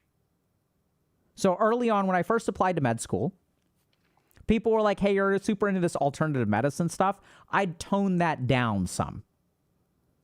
Because these people are not into, this is like standard medical school. Like if you talk about how you're interested in alternative medicine, like, you know, people may get turned off. So I took a big part of who I was and I removed it from my application or toned it down or tried to soften it or whatever. The third year that I applied, I had a really lovely mentor who was like, this is who you are. I'd lean into it. You've tried to tone it down for 2 years and you haven't gotten in anywhere. Maybe this will distinguish you a little bit better and it'll increase your chances of getting in. Lo and behold, I got into one medical school. And it turns out that there were a couple people at that medical school that were pretty interested in some of the stuff that I was talking about. Right? So if at first you don't succeed, try it a different way. If at first you do succeed, try again. Don't just keep trying. All it'll cost you is energy for each attempt, and you'll get a stacking trauma debuff from each failure. And if y'all have tried online dating, you know exactly what I'm talking about. I don't know. I haven't tried online dating, but I work with so many people who get this stacking traumatic debuff from each rejection. And now the crazy thing, you guys want to know why finding a job and finding a relationship is so much harder today than it used to be 50 years ago, even 20 years ago? See, this human principle of trauma debuffs hasn't changed. When you got rejected in the 1940s from asking someone out, you got a one stack of the trauma debuff. What's the big thing that's changed? The rate at which we can acquire trauma debuffs. Getting rejected from 20 jobs 20 years ago was way harder than getting rejected from 20 jobs today. You can get rejected from 20 jobs in an hour.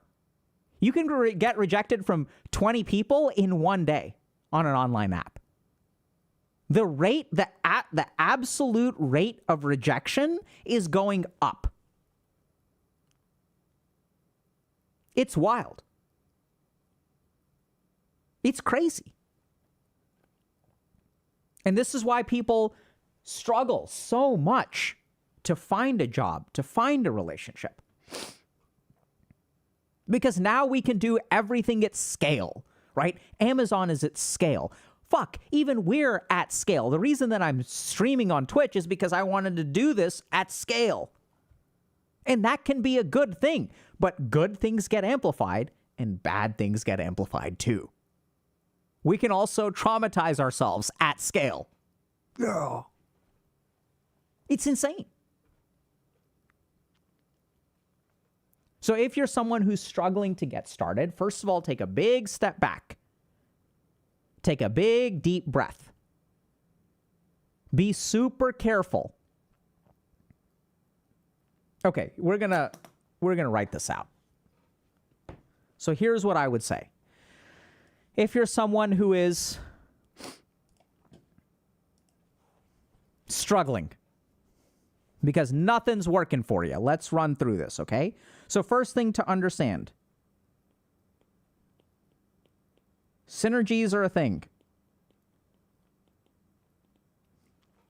Okay, so job gives you transportation,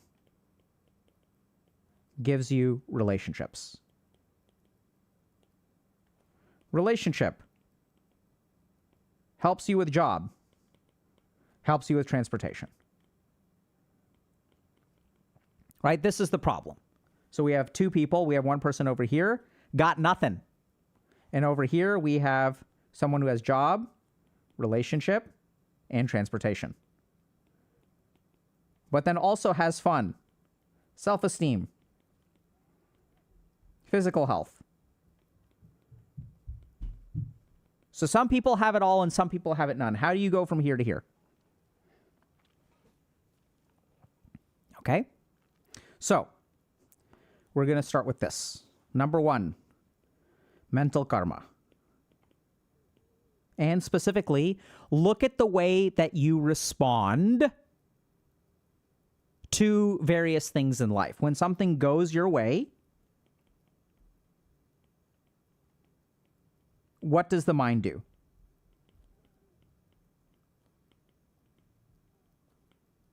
And when something doesn't go your way, when something negative happens, what does the mind do?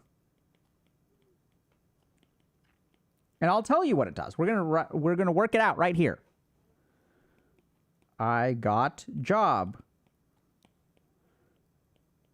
Gonna lose it eventually. Hopeless. I'm gonna screw it up. Not gonna last. Now, this is where we have to be very, very, very, very, very, very, very, very, very, very, very, very, very, very, very careful. This is not a false belief. This we believe because this happened 19,000 times already.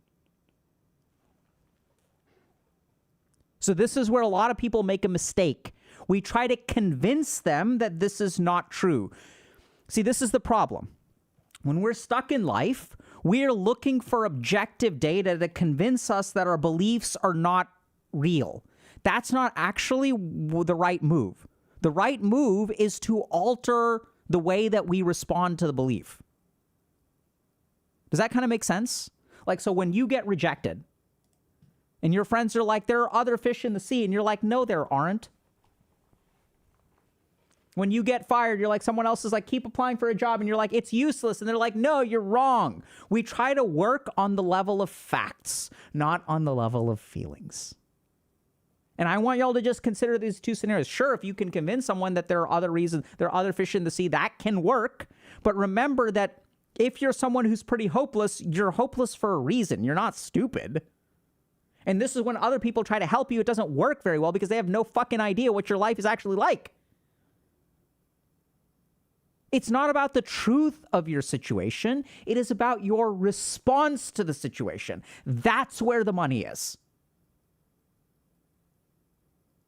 Sure, if we can convince you that you're a worldly dumbass that you are, you're wrong about how hopeless your life is. There are all of these reasons to live, and you have all of these advantages and this and that, right? Like, they don't know your life. And I say this as someone who helps these people day in and day out. Like, the stupidest thing, like, this got weeded out of me within my first 2 years in psychiatry residency, is trying to convince people that their life is better than it is. And I was like, but you didn't consider this, and you didn't consider this, and what about this, and what about this, and what about this? And it's not that there aren't parts of your life that are good. There may be parts of your life that are good. It's just that on balance, if you're like stuck in life, all of that stuff does not matter compared to this stuff. At the end of the day, the scales are not tipped in your favor. So trying to convince people doesn't work, but we don't need to convince people. All we need to do is change this. Okay, so I got a job. I'm going to lose it anyway. I got rejected. Hopeless. Now, this is the first thing to understand. No matter what happens, like, what the fuck? You end up here. This person is going to break up with me. They said yes, they're going to break up with me. I'm not going to be able to handle it. I'm going to screw things up. And that could be true. This is the problem. Right? This is the problem. It is the way that we respond to our circumstances that cripples us. So I got a job. Let's see what I can learn. And then I got rejected. Let's see what I can learn. How can I do better?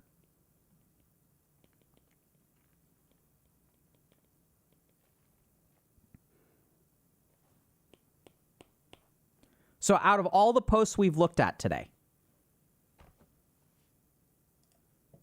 and you'll notice this, no one's like, how can I do better? People will say, convince me.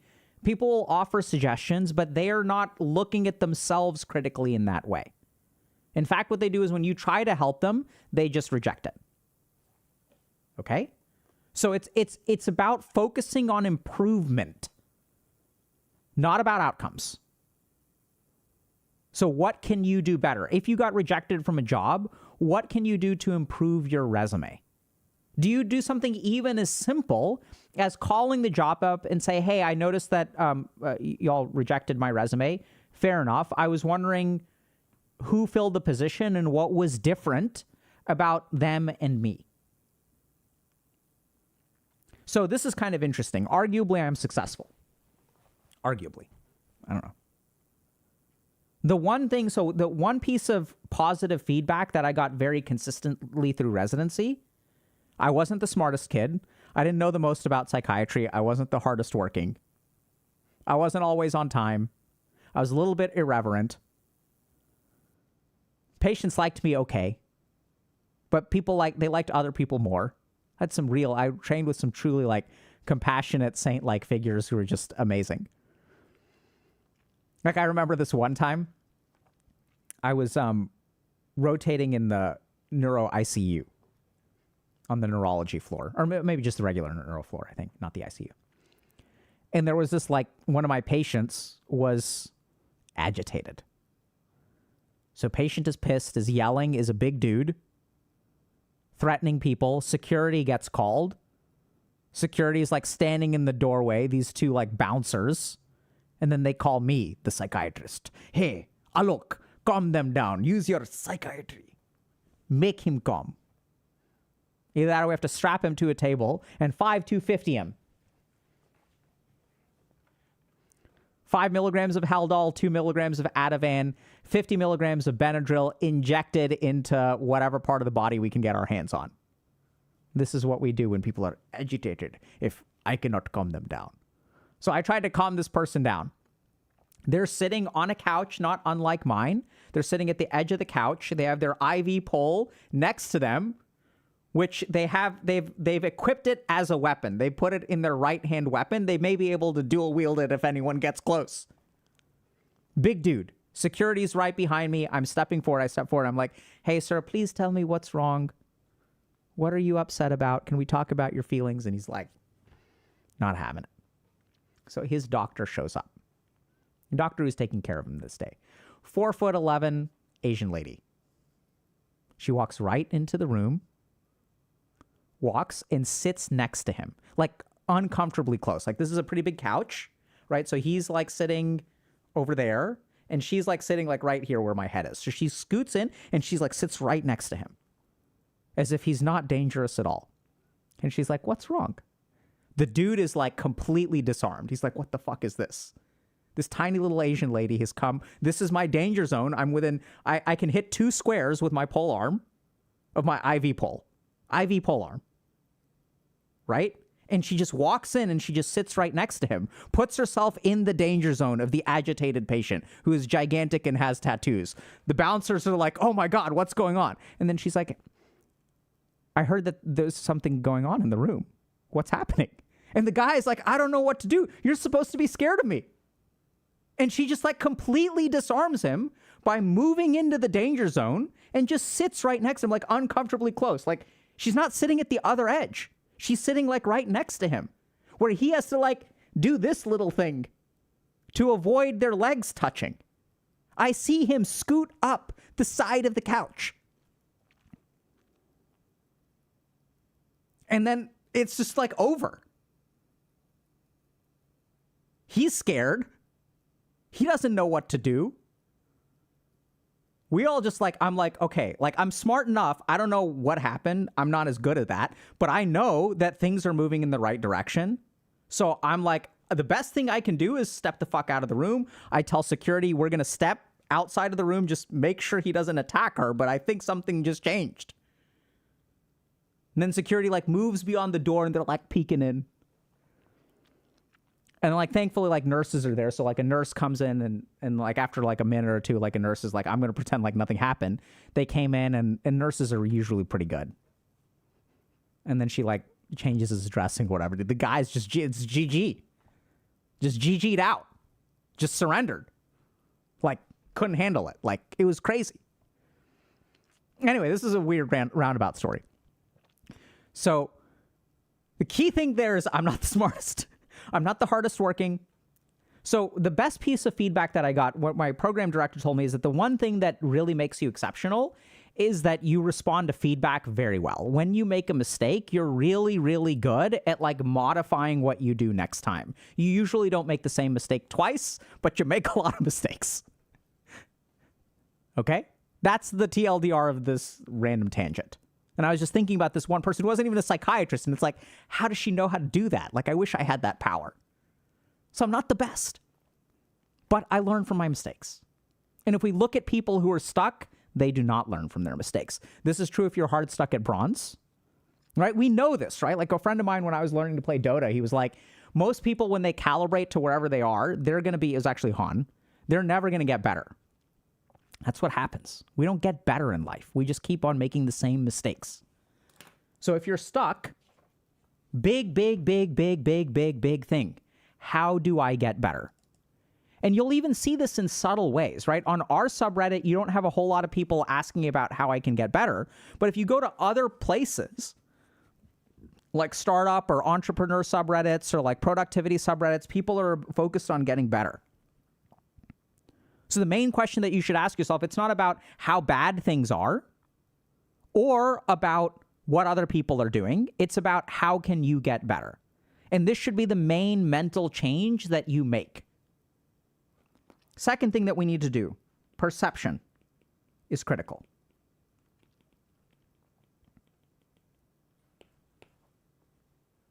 So what your eyes, your nose, your mouth, what you see, what you smell, what you taste will change the way that your mind works. If we're trying to change the mind, the number one source of mental activity is perception.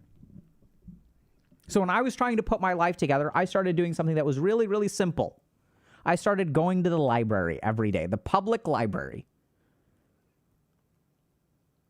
I didn't even do much there, but I just went every day. Because it's way easier to be a degenerate at home than it is at a public library. Was I super productive? Absolutely not. And this is the really tricky thing. See, when you go to the library once and you don't accomplish anything that day, you start to think, okay, like there was no point in going. That's incorrect. It's about controlling your perception. So when you go to the library, you're not stalking your friends on social media and seeing how they're doing so much better than you. You're doom scrolling less. Right? So I was like, I'm going to learn something. I don't know. So like one day I went to the map room and I looked at maps and I started writing some fiction. And I did some world building. And then another day I was looking at like some stuff around like martial arts and medicine and productivity. And I started like picking up books and fucking reading books. I had no goal. I had no prospects. I had nothing. Just get your ass to the library every day. It doesn't even have to be every day, just a couple days a week. So perception is critical. So another thing that we usually don't consider is if you're stuck in life, you're getting the same kind of inputs. And if you get the same inputs, you're going to result with the same outputs. Anyone who's been in an abusive relationship understands this, that when you're with the wrong person, the inputs that they give you make you feel like crap. So when we're stuck, we look at someone else's life and we're like, that person is better. We don't consider what their inputs are. And this also is evidence-based.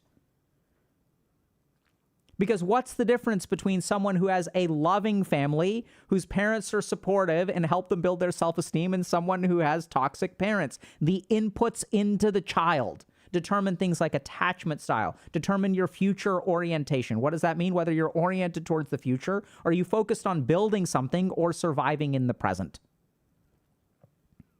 We have a deep dive into CPTSD that y'all should absolutely check out. That's free. We have other various trauma-related content. All that stuff is free. If y'all want more like detail on that kind of stuff, check out Dr. K's Guide to Trauma.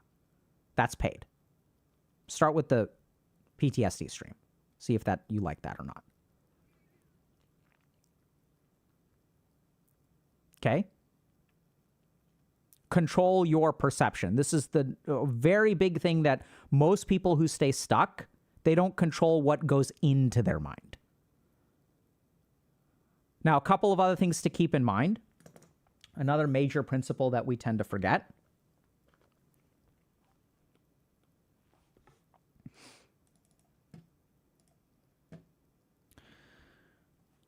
Set yourself up for a better tomorrow.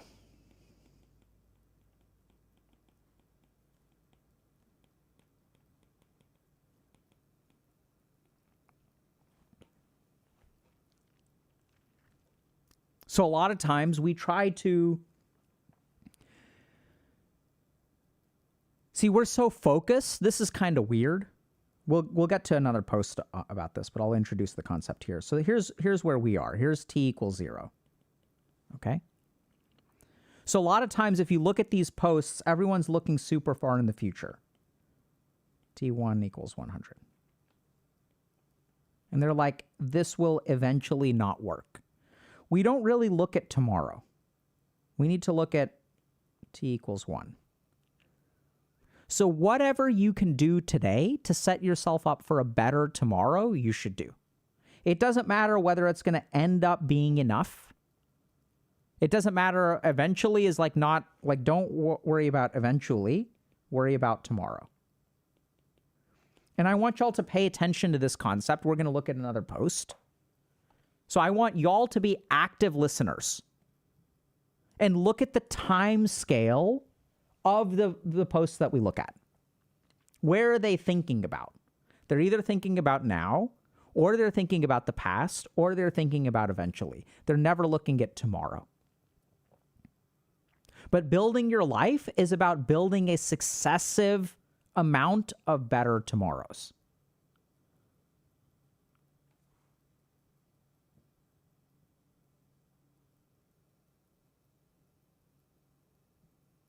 Okay.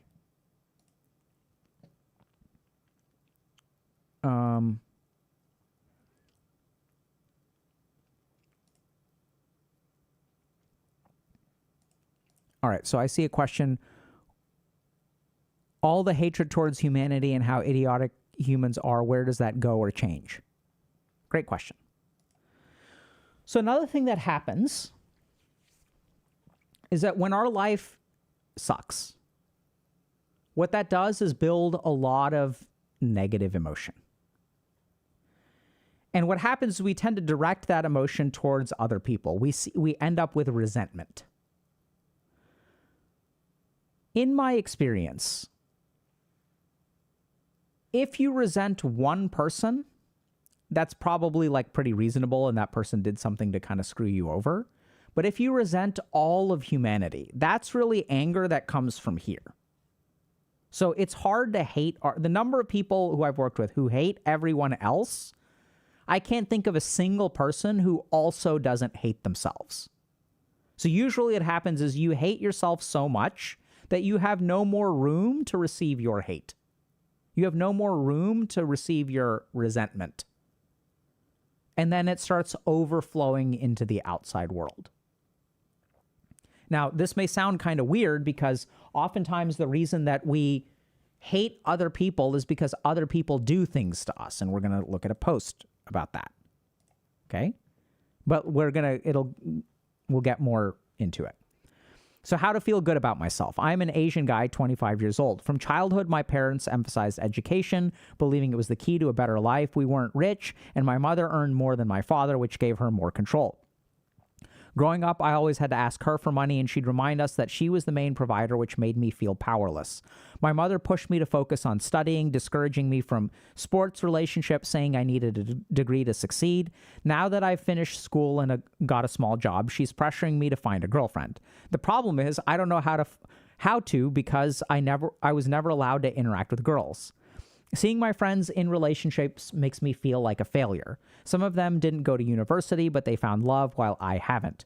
My family situation, especially my mother's control, has held me back. I feel lost, still doing what she wants, even needing permission for many things. To cope, I've turned to explicit content, which feels like a temporary escape. I've tried to stop, but keep relapsing when I'm stressed or sad. I want to break the cycle and figure out my life, but I don't know where to start. I've accepted being single, but I just want to feel happy and not trapped in my own mind. Okay. So, this person says, I had a super controlling mom.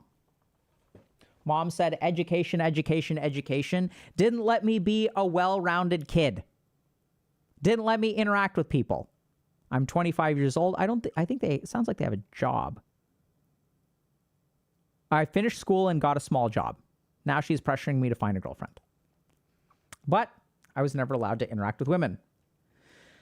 This is a very common problem for Asian kids. So let's understand this.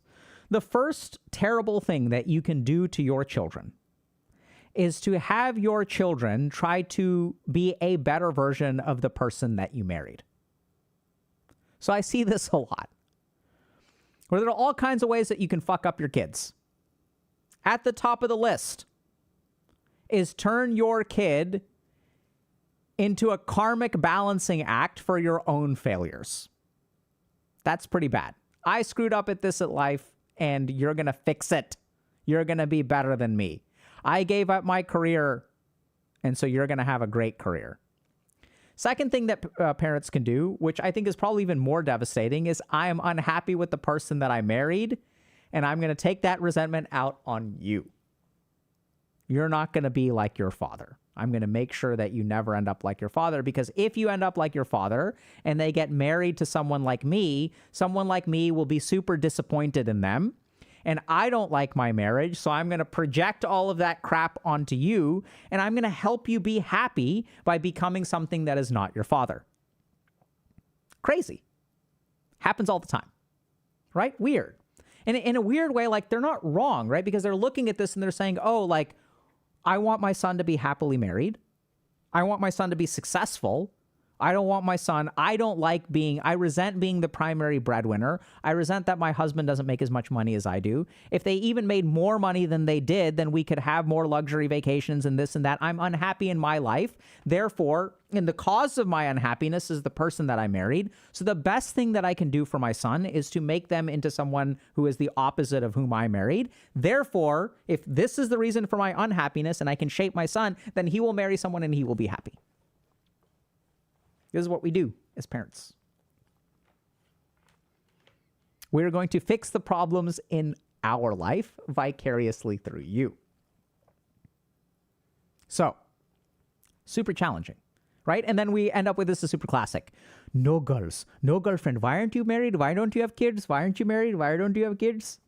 No girls, no talking to girls, no talking to boys, no having friends, no. Studies, studies, studies. Why aren't you married? Where are the children? It's like whiplash. So how do we approach this? So, a couple of things. See, once again, we have to be super careful about perception, right? So what do you spend your time looking at? So, like, this is something that if you feel pretty bad about your life, you've got to be super careful about, like, not holding yourself to a double standard. Where this person finished their school and has a job, doesn't have a relationship. They have friends who didn't go to university but found love. Right? So you've got one thing, they've got another thing. But somehow we twist that into making us feel more pathetic about ourselves. It's like this person doesn't even have a fucking degree or a job and they still found love. I thought those things were supposed to give me an advantage. Like, this is not fair. I sacrificed to get this thing in the future. Right? I worked hard. Like, chicks are supposed to like guys that have jobs. This guy doesn't have a job, doesn't have a degree. They want people who are educated. I have that. Why aren't they all chasing after me? So be careful with the way that your mind, like, makes comparisons. So usually what ends up happening is the mind crafts a comparison to justify your existing beliefs. Right? This is so wild. If you guys really pay attention to this, you don't compare yourself to your friend without a job and say, hey, I'm better than them because I have a job and they don't. That's a fair comparison. Instead, what you do is you look at the weaknesses, or you look at all of your weaknesses and you look at your friends. And then, like, each one you make a different comparison. This person has a better job, therefore I'm a loser. This person has a girlfriend, doesn't even have a job. That makes me a mega loser. This person is better looking than I am. I'm a loser. So the belief is what actually starts all of the comparisons. The comparisons are reinforcement. They're not the origin. Number one. Second thing, this is kind of the unfortunate thing, is that oftentimes the dynamics that we have with our parents are because they kind of know us. So like this is a little bit of a harsh truth, but parents who are very controlling, this can happen a couple of different ways. One is it can be exactly what this person describes, but what I would say is that it usually takes two to make a relationship, including parents and children. So here's a really common scenario that I see. Kid is a gamer. Kid isn't proactive. Kid isn't passionate. Kid isn't productive. So what happens? Mom or dad pushes them. Hey, you should do this. Hey, you should do this. Hey, you should do this. Because kid's not doing it on their own. And if I leave them alone, they're not going to do it. So mommy or daddy pushes. And then you're like, oh, okay, fine. I'll go to university. Okay, fine. I'll get a degree. And then as the kid responds to the pushing, the kid's natural born drive actually atrophies. Because now mom or dad is taking the responsibility of pushing. Because if they don't push, you're going to sit still. And then once they start to push, you get used to them pushing. Now you need them to push because you did not develop that drive on your own. And it becomes like this cycle where the less you do, the more they push. The more they push, the less you have to do. And so I would bet money that if I talk to this person's mom and I ask their mom, hey, if you did not push your son, what would happen? And the mom's answer, I feel 95% confident in this. The mom's answer is nothing would happen. If I didn't push him, he wouldn't do anything. So this is where if y'all's parents are pushing you and you don't want them to push you, you have to do it yourself. If my wife is nagging me because I never do the dishes, what is the right way to get her to stop nagging? Is to fucking do the dishes.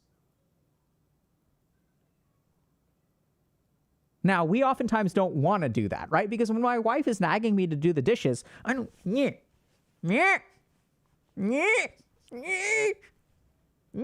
can't tell me what to do. It's not my job to do that. Look at the. So one of the worst things, one of the worst tendencies of human beings is when people tell us to do something good for us, we're like, no, I want to do it myself. And they're like, okay, fine, do it yourself. And you're like, I'll do it on my time. Like, when is your time? Not now. I'll do it, Mom. Stop pushing me. You're treating me like a kid. Like, so if you have parents who are pushing you in life and taking responsibility and controlling your life, chances are you're not taking the responsibility yourself.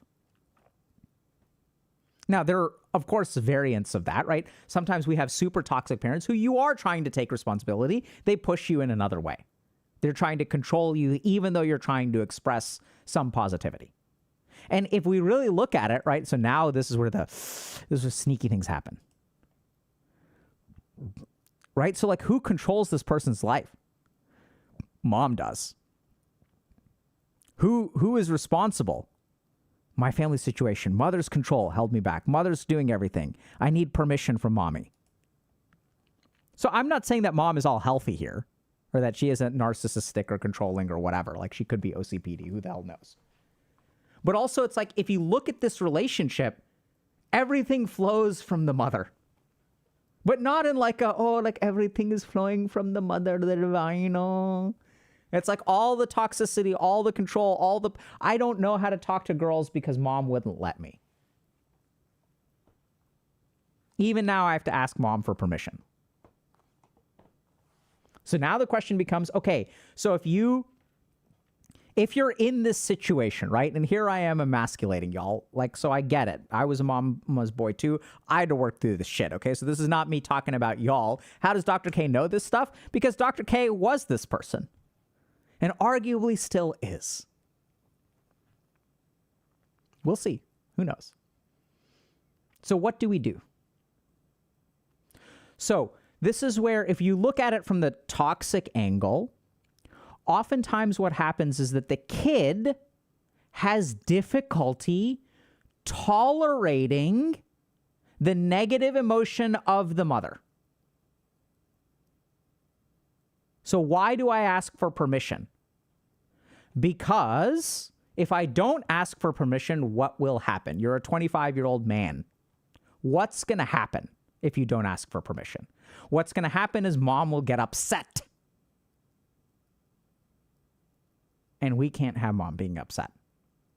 Chances are in this household, sounds like mom was wearing the pants. So by the way, this isn't your fault because chances are your dad was dominated by your mom. So you learned how to be a submissive man. Happens all the time. It's not your fault. So the main thing that you need to do, and this is really important for putting your life together, okay? One of the most important things that we need to do to go from zero to hero is to be able to tolerate negative emotion from other people. Here's the cool thing. Most of those people are more bark than bite. Now, I'm sure that if you're listening to this, you're going to say, but in my life, someone is good at biting. Fine. But I'd say most people are better at bark than bite. And they've tricked you into thinking a bark is a bite. See, when a bark becomes a bite, when they can control you just by expressing negative emotion, they stop learning how to bite. In the same way that you don't know how to talk to girls because your mom wouldn't let you, all your mom knows how to do is like nag people now and express frustration and get mad at you and make you feel small and make you feel powerless. That's the power. She knows how to make you feel small. She knows how to make you feel powerless. And that's what she's going to do. So if you want to unwind all this stuff, all you need to do is be able to tolerate that disappointment. Now, why is that hard? Because you're disappointed in yourself. She knows the chinks in the armor. She's the one who made them. She knows exactly where to hit you. Come on, guys. She's been taking advantage of your low self-esteem since the day you were born, like literally. So she knows all the weak points. That's why it's so hard. So what we need to do, you're not a kid anymore. So what we do, I'm going to tell you all how to do this, okay? So literally what you do is you're going to do something that your mom will be upset about. And usually these moms are ranters. You know what I mean? Like they get going. They're like, la, la, la, la, la, la, la, la, and you're like, oh my God, mom, stop, please. Okay, fine, I'll do whatever you want to. La, la, la, la, la. And now I have to tell you, and if I don't tell you, you never do it. And then, la, la, la. Right? Like, right? And they know, dude, they know. It's not like a chink in an armor. It's like a grindstone. It's like this whole, for, a couple thousand years when we were like a really standard patriarchy and women were milling flour, they got really good at grinding things down. That's what they do now. Grind things down. And this isn't like, oh, please don't take that. I mean, there's male equivalents of that too. So it's not like it's a joke. Maybe it's just my own trauma triggering from being a Indian boy. So, what we need to do is tolerate their negativity. And here's the cool thing. You guys want to know how to do that? This is wild. What we're going to do is we're going to accelerate the process, so we've tried it, right? So if you're like the kid, you tried arguing, that doesn't work. You tried the silent treatment, and then you do this, and then you do this, and you're like, you try to wait out the storm, but that doesn't work because then she senses weakness, and then she's like, no. She's like, oh yeah, I've got you on the ropes. Your dad tried this shit with me before you were born. I've been playing this game way longer than you can give me the silent treatment if you want to. I'm gonna win. Silent treatment ain't gonna work. So we're gonna do something really wild. We're going to give them the one thing we've never given them before and the one thing that they're bereft of. We're going to give them compassion. Oh my God, Mom. Oh, yeah. I know it must be so hard for you that I haven't impregnated another human being on the planet. Yeah. Oh, wow. This other person that is pregnant? Wow. Their mom must be really proud. Wow. That's so hard. I know. I'm so disappointing. And something weird will happen, right? You're like, Mom, I know I'm a disappointment as a son. That's so hard to say because we feel that on the inside. We're like, I'm so disappointed. You can't say it. Saying it makes it true. Instead, she's going to keep on saying it. But as long as I hold out, because if you've had a controlling mom, you've been like, right? We have to withstand the storm. That's how we survive. It's resilience, it's perseverance, it's stubbornness. It's like, well, there's no DPS here. We're just going to tank up as much as we can. Just invest it. I'm going to pump up my hit points. It's like 99 vigor, baby. Let's go. 99 vigor, 99 endurance, 6 strength, 6 agility, 6 int, 6 arcane, 6 faith. All we can do is withstand. Right? You can. So instead, what we're going to do, just be compassionate. Be like, that must be so hard for you. And then what's going to happen is they'll deflate. Because in order for their energy to ramp up, they need to like feed off of you. They're like vampires. They take your anger, they take your resentment, they take your stubborn silence, and it just ramps them the fuck up. So we don't want to just take it. We're going to be compassionate and we're not going to yield. So the other really interesting thing that a lot of these like emotional kind of people respond to, they respond well to boundaries, but they chip away at other people's boundaries by like getting really emotional and like triggering your emotion. So we're going to deflate the emotion and we're not going to budge. Because normally the way that we get them to calm the fuck down is by doing whatever they say. Right? Okay, fine, Mom, I'll do it. I'll make a Tinder profile. Can you take some pictures for me?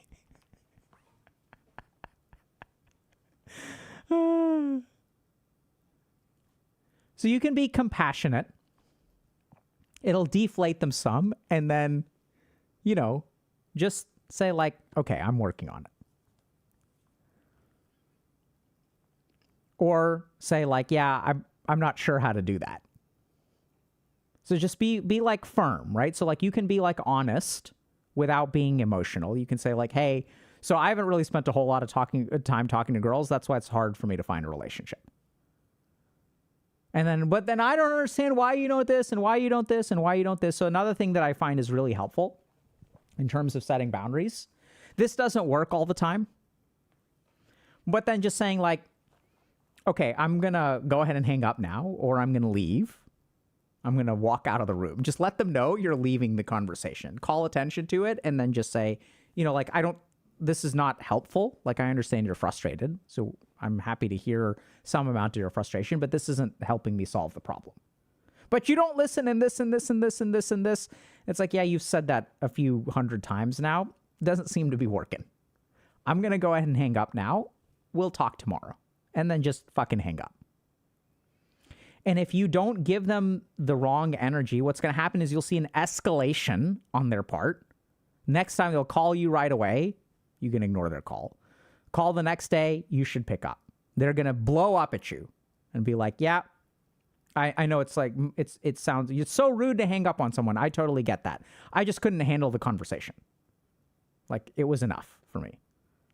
And this is enough for me to do. Goodbye, period. I'll call you tomorrow. Love you, Mom. So the problem is that most of the time when we set boundaries, we don't hold with like the emotions, and boundaries need to be done carefully. You need to have positive emotionality with firm boundaries. That's the right way to do it. Yeah, did you hang up on me? I raised you, blah, blah, blah. Yes. And then you can say, what's your understanding of why I hung up on you? Right? And this takes time. Like, it takes time. It's not like you're going to do it like this and it's going to happen. But this moves things in the right direction and you'll find your own way forward. So one of the things, it's wild. One of the things that, is crazy. So, we do this, we have this like educational thing for our coaches called case review, where coaches will come in, they'll present cases. And this is one of the most common things that we hear about. where like, you know, clients have someone in their life who like they're struggling with. And then I'll ask like, you know, okay, so like, you know, what are your clients' goals? The goals are almost never related to the person, but the person is sandbagging all of their other goals. So common. And so this is really frustrating, right? Because we don't really realize what it is that's really holding us back. We look at these problems like dating, and you're like, I don't know how to talk to girls. This may not be a problem of not knowing how to talk to girls. This may be a problem of all of this resentment that you've built up towards your mom, all of this negativity that you're getting from your mom, so that anytime you try to interact with another human being who's a female, what happens is you trigger all of this trauma from an overbearing mother thing, and you can't fucking relax and just talk to them. It's wild. But I don't know if that makes sense. Does that make sense? It's like we don't even realize. And so this has been our overwhelming experience in coaching, is that when we work with people, like they come in with this goal, but this is the thing that's sandbagging. We work through this, and then somehow magically, like things get better over here. And everyone's like, how did that happen? And I'll do this in case review, because coaches will come in and they'll be like really like scared. They'll be like, I don't think I'm doing a good job. Like my client has this problem and they're not getting better. And like, it's been 5 weeks. And most of the time we're like, give it 2 weeks. And they'll come in 2 weeks later and they'll be like, hey, like, I don't know exactly what happened. Like, so it's hilarious. First, they're like, I feel like I'm an imposter because I'm not able to help with them with this. And it's this bad all the time. 2 weeks later, they come in and they're like, I feel like an imposter. I'm like, why? And they're like, well, they got better and I didn't do anything. So they did it on their own. And it's like, no. I mean, yeah, they did it on their own, but like you helped them get to where they need to go. It's really about, see, this is the crazy thing. We don't invest in ourselves. I don't know if you guys realize this, but like, you know, when we look at this concept of capital investment, when you want to do something, like if you want to succeed at something, if you're like building a restaurant, you need to like invest time and money. And one of the craziest things that I see in our world today is we've stopped investing in ourselves. We've tricked ourselves into investing in things that we think is an investment in ourselves. And at the top of the list is education. We'll invest 4 years of our life, and if you're in the United States, hundreds of thousands of dollars for education. And I want y'all to just think about this for a second. If I gave you $200,000 in 4 years of your life, you could devote those resources towards self-improvement in whatever way you wanted. Imagine what you could accomplish. Like, that's a gigantic budget of time and energy. It's huge. Right? If you could invest that same amount of time and energy into like whatever the fuck, you could learn so much. So when I look at people, like even in our community, it's like, this is the other thing. So there's a post about this too. I'll show y'all real quick.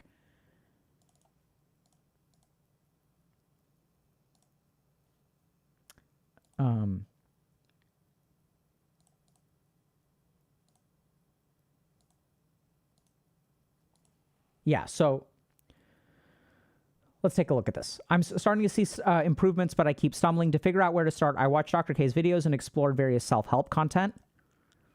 I discovered that my main issues were lack of focus and difficulty learning new skills, which were holding me back. For a couple of days, I felt reinvigorated and like a different person. Oh, shit, y'all can't see this. Whoops. So for a couple of days, I felt like reinvigorated and felt like a different person. However, as I began to make changes, I started to feel overwhelmed by the flood of new information and the pressure to constantly improve. I turned to self-help videos as an antidote, or rather the gas that keeps my self-improvement car going. But now I feel obligated to watch them all the time. This has made watching these types of content feel like a chore, since the nature of YouTube's algorithmic entertainment. My recommended is flooded with tons of self-improvement videos. Like I can't like it, and I can't watch things I enjoy anymore. I often find myself retreating to platforms like Instagram, Facebook, and video games. So I'm stuck in a cycle where the demands of my new lifestyle is exhausting. So this is what's really weird. So self-improvement has become a burden. And self-improvement, self-help is also something, that, like, I'm not going to say scam. Like, I was tempted to use that word, but I don't think that's fair. But I think self-improvement and self-help stuff, our content included, is very limited in what it accomplishes. So the biggest problem with self-help content is that it becomes a substitute for actual action. So when we make a lecture, the goal is for y'all to like apply it to your life in some way. Now, the problem is that we use platforms that disincentivize that. So the more stuff that we ask you to do, the lower the performance of the video. Because now what started to happen is self-help content has started to serve a dual purpose. And we struggle with this tension of making it entertaining and making it useful. If it's too useful and not entertaining, no one's going to watch it. If it's too entertaining and not useful, it's going to be very, very popular. So there are a couple of intentional choices we've made. We make videos that we know are not going to, we could make them better from a performance standpoint, but that's not our goal. So we kind of cap our growth in some ways, which is fine. Because it's like, so someone once told me when I was starting this that we now live in a world where you have to trick people into learning. Because the value of learning is like not there.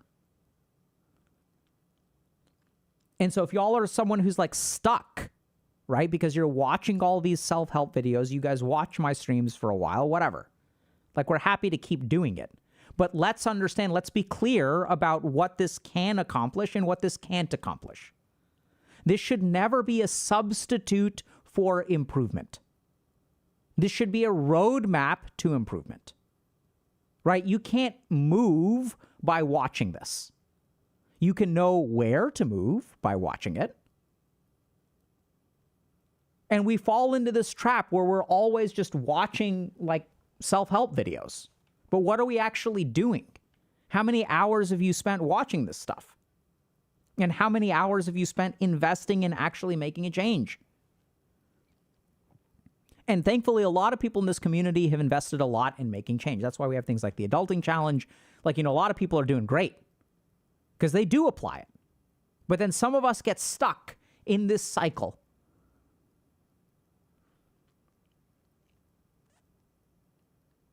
Right? And everyone's saying aware and caught and all this kind of stuff. And like, that's fine, right? So that's what we're going to do. We're going to raise awareness. So the first step to this is like, don't just default to doing this. It's fine that we're doing this. Like, this is where the journey starts. But it's not where the journey ends. And for some of y'all, it ends here, or it stalls here, or you'll get stuck in a roundabout and your GPS is like, keep going in circles. The whole point is like, we're going to enter the roundabout, we're going to move a little bit, and then we're going to exit the roundabout. The other thing is that I think this is the biggest problem with self-help content on the internet, right? Is that it tricks us into thinking we're doing something. And why does this happen? Because you can watch self-help content and not do anything. And your mind is like, okay, I'm making progress, right? I'm preparing, I'm learning. Learning is great. I'm learning. Look, I can watch 4 more YouTube videos and learn so much more. And now, since there are so many YouTube videos to watch about learning, what I can now do is go to my favorite influencer who focuses on learning and productivity, and I can watch their compilation video of, I watched 100 videos on the internet. Here are I watched the 100 most successful productivity videos on YouTube, and here's what I learned. Oh, fantastic. Now I don't even have to watch 100 videos. I can watch this one person's video about all the things that they learned from the 100 videos. It's becoming weird and incestuous. It's bizarre. And sometimes there's like value in that stuff. I'm not saying that there isn't value. Like, compilations are great. Cliff notes are great. Cool. At the same time, this is the main thing I want y'all to understand. If you want to improve your life, it requires capital investment. Capital investment means your time, your money, your energy. This is what it means. That's what capital is. So it's not going to be enough to sit back and have someone on the internet tell you to change your life. You'll have to do something. And this is the scam, right? Is it's easy to sit and listen. It doesn't actually cost you much. You don't invest, you don't spend that time. Whereas if we do something like I can watch workout videos at the gym, but going to the gym feels very different. And this is where I think oftentimes we actually shoot ourselves in the foot by trying to have everything free. So I don't know about y'all, but when I struggled to exercise, one of the things that I did is literally watch videos about body weight exercises. So I didn't have to buy any equipment because, oh my God, if I buy equipment and I don't use it, then that's a waste of money. And who's going to waste money on a gym membership when I can work out at home? Who's going to spend $50 a month or $30 a month on a gym membership when I can spend $200, get some stuff from Amazon, build a home gym, and work out there? I've done that shit. And as my wife likes to joke, I collect exercise equipment. I'm a collector, which means it sits in my garage and collects dust.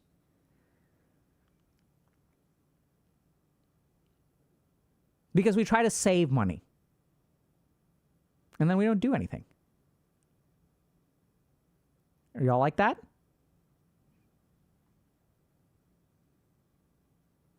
Right? Including yoga mat. Ironically, the yoga mat is the one thing I don't have. And I just do the yoga. So it's wild, but we're so allergic to spending money on ourselves or spending time on ourselves or willing to go through suffering for our benefit. We want everything to be easy.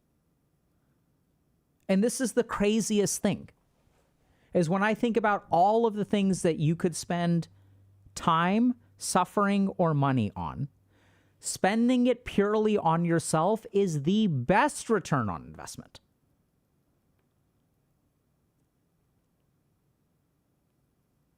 Right? So like I started working with a personal trainer a few months ago, and it's been the best money I've ever spent on exercise. Equipment, whatever. I spent years just being like, oh, I can do it on my own. And you can theoretically do it on your own. The question is, do you do it on your own? Right? Like, it's so bizarre. Our mind always says can, possibly, probably, and never looks at what actually happens. And so it's crazy. Like, I bit the bullet and now it's great. My trainer kicks my ass so hard. I feel nauseous after 20 minutes of working out. I feel nauseous. And then what's something beautiful started happening. I started working out I see them once a week. And I started working out in between our sessions so that I didn't feel nauseous during our sessions. So now I'm up to like 2 to 3 times a week. Once with them, once, twice on my own. And it's great. And so I think the biggest thing to also keep in mind with some of this stuff, like working with a personal trainer or like a coach or whatever, right, is like, it's about like, what do you want to have done in a certain amount of time? Can you do it on your own? Sure. You can watch self-help content. It doesn't cost you anything. Sure. Right? Now you have to be a little bit careful because we have to be a little bit careful because sometimes people also think that the amount of dollars you spend correlates with like improvement. And that's not always the case. So my personal trainer is reasonably priced. I think our coaching programs and stuff are also reasonably priced. We try to price them that way. Our guides are probably underpriced, but who the fuck cares? People from 121 countries, including like sub-Saharan Africa and parts of Southeast Asia and places like that. People can afford it over there. People in Pakistan can afford it, so cool. Whatever. We'll build what we can for free. 90% of our content is still free. We're happy with that. Do we make less money? Sure. Who the hell cares? That's why we don't take investors, because they care. Because then suddenly they want return on investment. So when it comes to yourself, like, I don't know how else to say this. Y'all need to start investing in yourself. Invest your time, your energy, your money to do something. I don't care what it is. Sign up for a gym membership, work with a personal trainer. If you guys want to focus on life goals and figure out what the fuck you want to do, then by all means do coaching. That's why we built it.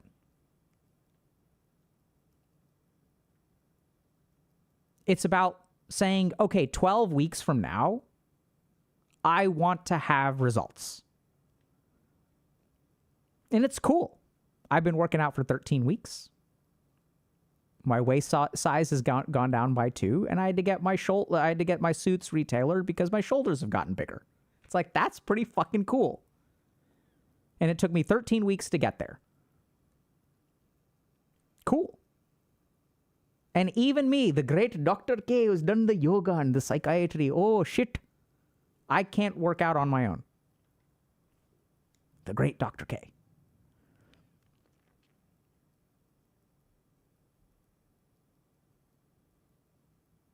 Right? This feels pre-recorded. It's not. I wasn't going to tell you guys that I was working out, but it feels organic now. I got to prep for the Iron Forge gym. Yeah, and it's like that's the thing. I don't know what, like, it's not. So this is, I don't know how to say this, but see, the biggest problem with all this self-help stuff is y'all assume that once you're like one of these gurus, that all your problems go away and things become easy. I don't know how to say this. Like, I've said this 1,000 times before. I'm no different from y'all. Even when I want to get better at something, I have to spend time, energy, and suffering to get better at it. It doesn't change. The rules of this world don't change. The primary things that hold me back are me. And the craziest thing is that, like, so I'm all for DIY. But also, DIY just isn't as efficient. There's a lot of benefits to DIY. But when I want to learn something, I go and try to get whether it's Dota 2 or how to exercise or whatever. Like, I have struggles with accountability. I'm one of y'all. That doesn't change. Hasn't changed. I did all this mental karma stuff, and it's still not enough. So y'all need to really focus on thinking about, like, okay, you spend so much money. This guy was talking about Taco Bell, right? I'm such a loser because I always buy Taco Bell. Like, I want y'all to really think about where you spend your time and your money. And I've worked with plenty of people. I'd say 25% of people that I know or I've worked with, they really don't have the money to be able to afford therapy, to even be able to afford a home or be able to do laundry. I've worked with people who are cripplingly poor. But I would say 75% of the people that I work with, about 25% of people have plenty of money for whatever the fuck they want. The 50% in the middle believe they don't have money, but actually do have money. It's the way that you choose to spend it.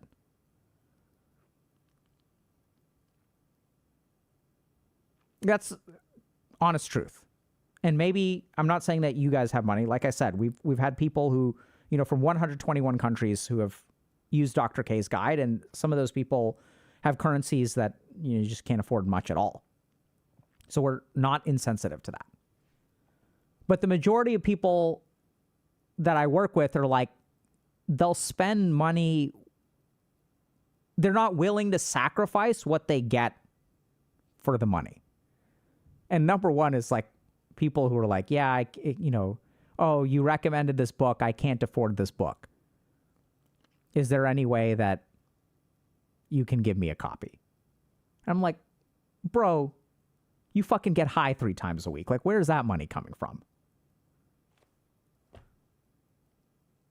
We'll get, like, I'll get these sob stories sometimes, and it's like, what? Like,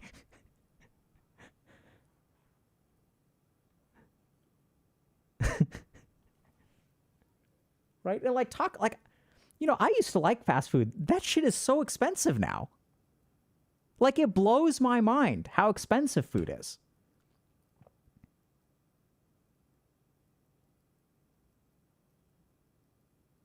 Going to fast food for me, my wife, and my 2 kids costs me 1.5 times what one session with my personal trainer cost me.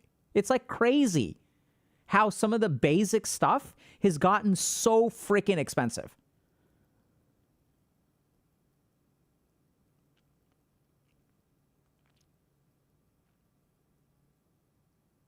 Yeah, like McDonald's is like $20 a meal.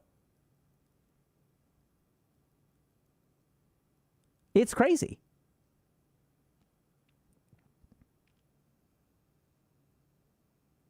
I like literally, like someone called me yesterday and they're like, hey, do you want me to pick up some food for you? Because they were coming over to my place and they were getting fast food. And I like fast food. I was like, bruh, it's so expensive. I made myself 2 sandwiches. Just made myself sandwiches.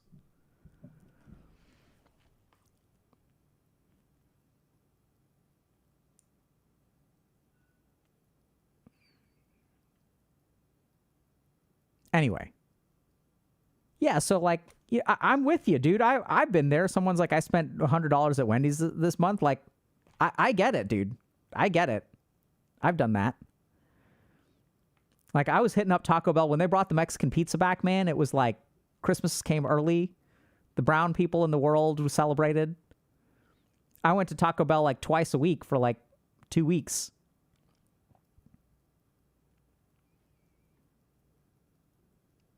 I spent over $200 on a Kacha casino and lost all bets. You know, like, this is what I mean, guys. Like, it's crazy, like, what we actually invest in. And don't just, it's not just about money. Let's forget about money for a second. Let's talk about suffering and time.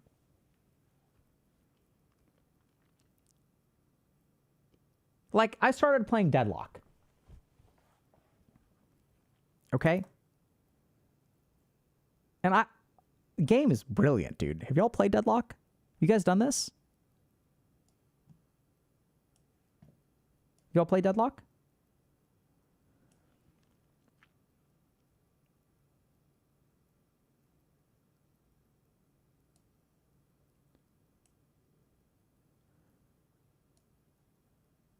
So,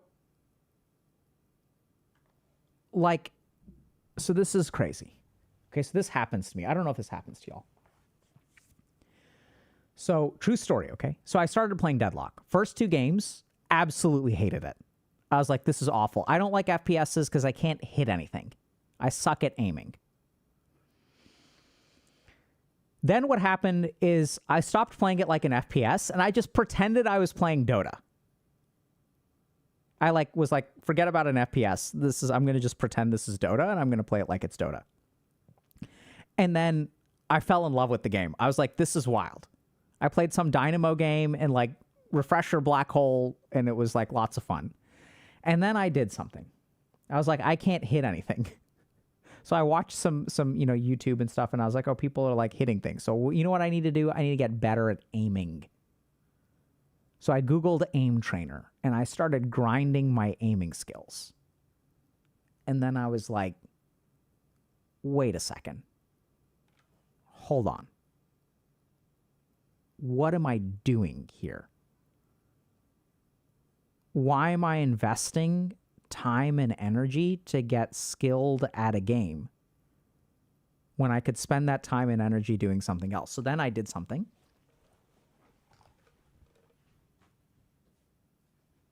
I then bought this. And this is what I'm doing instead. And I was like, this is ridiculous.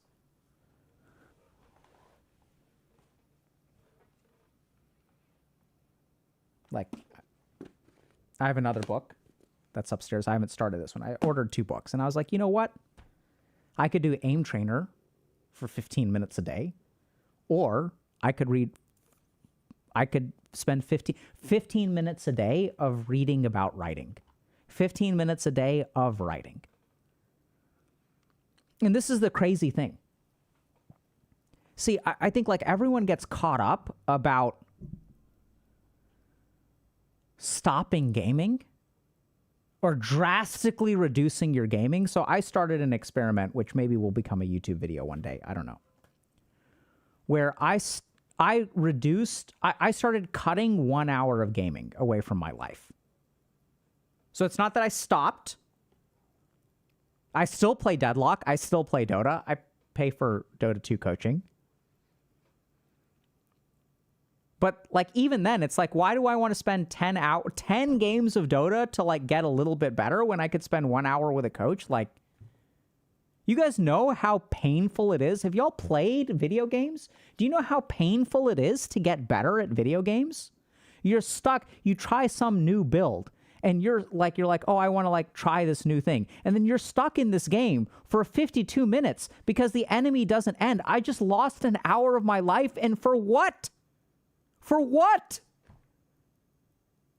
I'm aging while these fuckers don't end. Like my cells, my telomeres are getting shorter. I have a limited number of breaths in this world. And for what? So I did something wild. I started just cutting 1 hour of gaming. Is it 1 hour of gaming a day? No.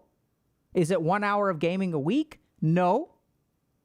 I just did one thing, which is sometimes I'm about to play a game and you know what? For 1 hour, I'm going to do something else and then I'll start playing. And it's been transformative. Instead of playing 4 games of Dota a week, I can go to the gym twice. I can write. I can meditate 3 days for 20 minutes each. That's just 4 games of Dota. You guys realize how many of those you can pack into one day? Like, and it's not like if you guys look at my Steam profile, it's not like I'm not playing. And here's the other really crazy thing that kind of blew my mind is that I don't really lose anything. You know, when you're playing games for like, I know I'm pleb now, okay? Like amateur hours. Like when I'm playing games for 15 hours a week, I know, like back in the day, it used to be 15 hours a day. What is the cost of 1 hour of gaming, y'all? That's the crazy thing, is like instead of playing 15 hours a week, I can play for 11 hours a week. And like 11 hours a week is enough. You know, like it's like fun. It's like I got to play, you know, that's pretty solid. But by cutting back by 4 hours, I'm going to the gym twice, I'm meditating 3 times a day, and I'm like reading, you know, 40 pages of this book. Like, that's pretty good.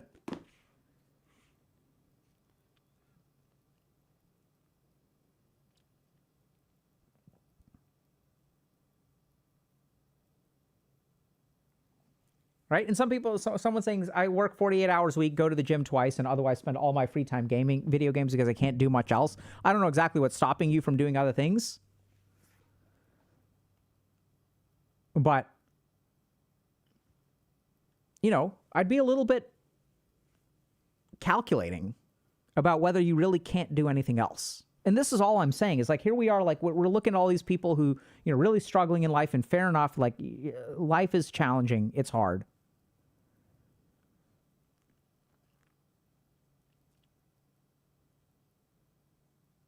Yeah, and someone's saying, I don't really know what to do. Right? So that's where I would say, like, okay, for starters, like, do the adulting challenge. Just sign up for the adulting challenge. It's free. And just do whatever you're supposed to do there. Do you still go on daily walks? Maybe not every day, but it'll change soon.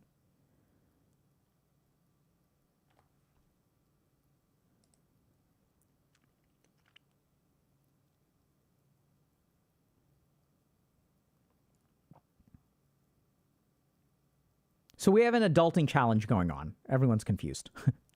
So in the month of September, we're halfway through, we have an adulting challenge where we're going to learn how to adult. So it's not like about judgment. Oh my God, I don't know how to do this. I'm such a pathetic 25-year-old. Like, we don't fucking care how pathetic you are or how awesome you are. This is a community of us noobs. We're going to get together on the internet. We've got a community event that we're running right now where we're all just going to adult. If you're great at adulting, great. You can adult a little bit more. If you suck at adulting, totally fine too. You're welcome to come and adult, and we will all adult together.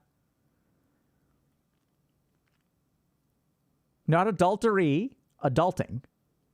Adultery requires y'all to be married, which I know is a stretch. That's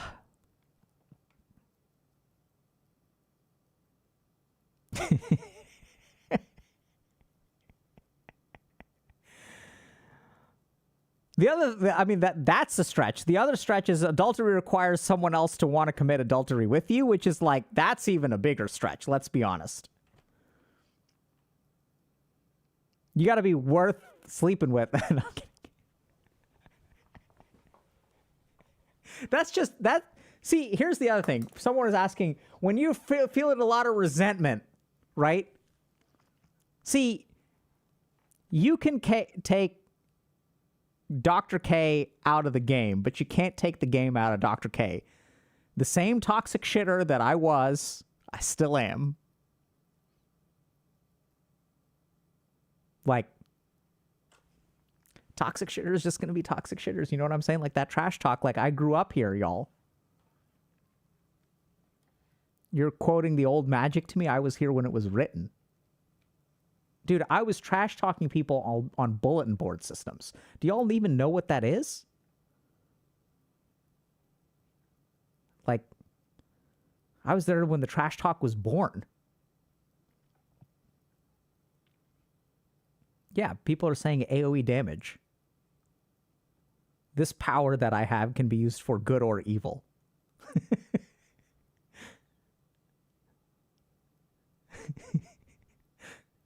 Now, I mean, so I say I was there, when the old magic was written, but to be fair, I also missed a lot of it. So I was never a 4chaner. I like greatly regret that.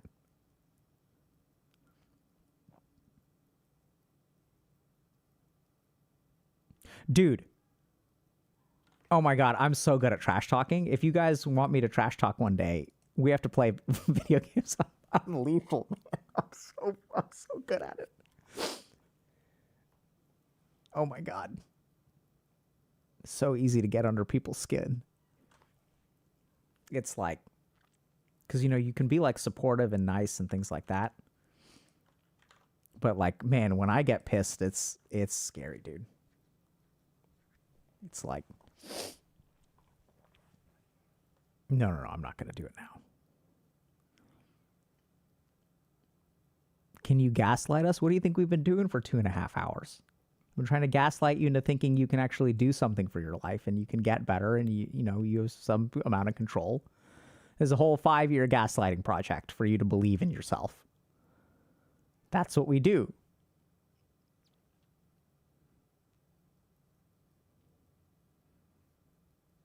So I'll give you all just a little sample. I may even have. Okay, so I'll record myself trash talking. We'll maybe turn it into something one day. But one thing that I'll say, this is one of my favorites, is did we learn our lesson, boys and girls? Right? So when a player does something stupid, chances are they're going to do it again. And instead of telling them like that they're dumb, I'll just be like, hey, did you learn your lesson? And then they die again. And it's like, hey, let's play around vision. Let's fight with cooldowns. Have we learned our lesson yet? It's bad, dude. Because I don't, yeah. Because I'm not telling them to stop. It's just, And so then when they're about to die, I'll even tell them. Like I see things moving towards them in the minimap. I'm like, hey, you're about to die again. Have you learned your lesson? Or are you going to start listening to me now? And then they get really mad, right? Because they're like, not going to listen to this fucking guy who's telling them what to do. And then they die again. And I'm like, well, there's nothing I can do about it. I hope you feel better about yourself. Now that you could have won the game and you chose to throw it. So you can bring all of us down. So I hope you feel really good punishing me. Because we could have won this game. But you got to deny me that satisfaction of the MMR, right? Like it's like, it gets nasty, dude. It's condescending AF. It's bad. It's really bad. Yeah.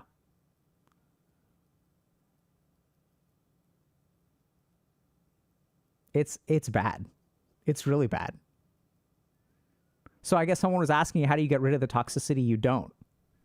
You really don't. It never goes away. You carry it with you for the rest of your life.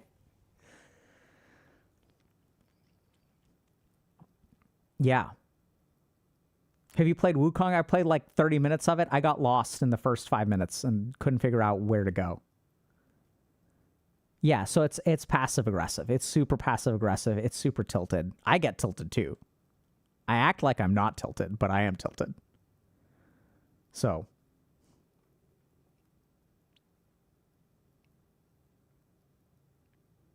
anyway, I think that's enough for today. Hire someone to teach you where to go in Wukong. Fair enough. I think I can figure it out.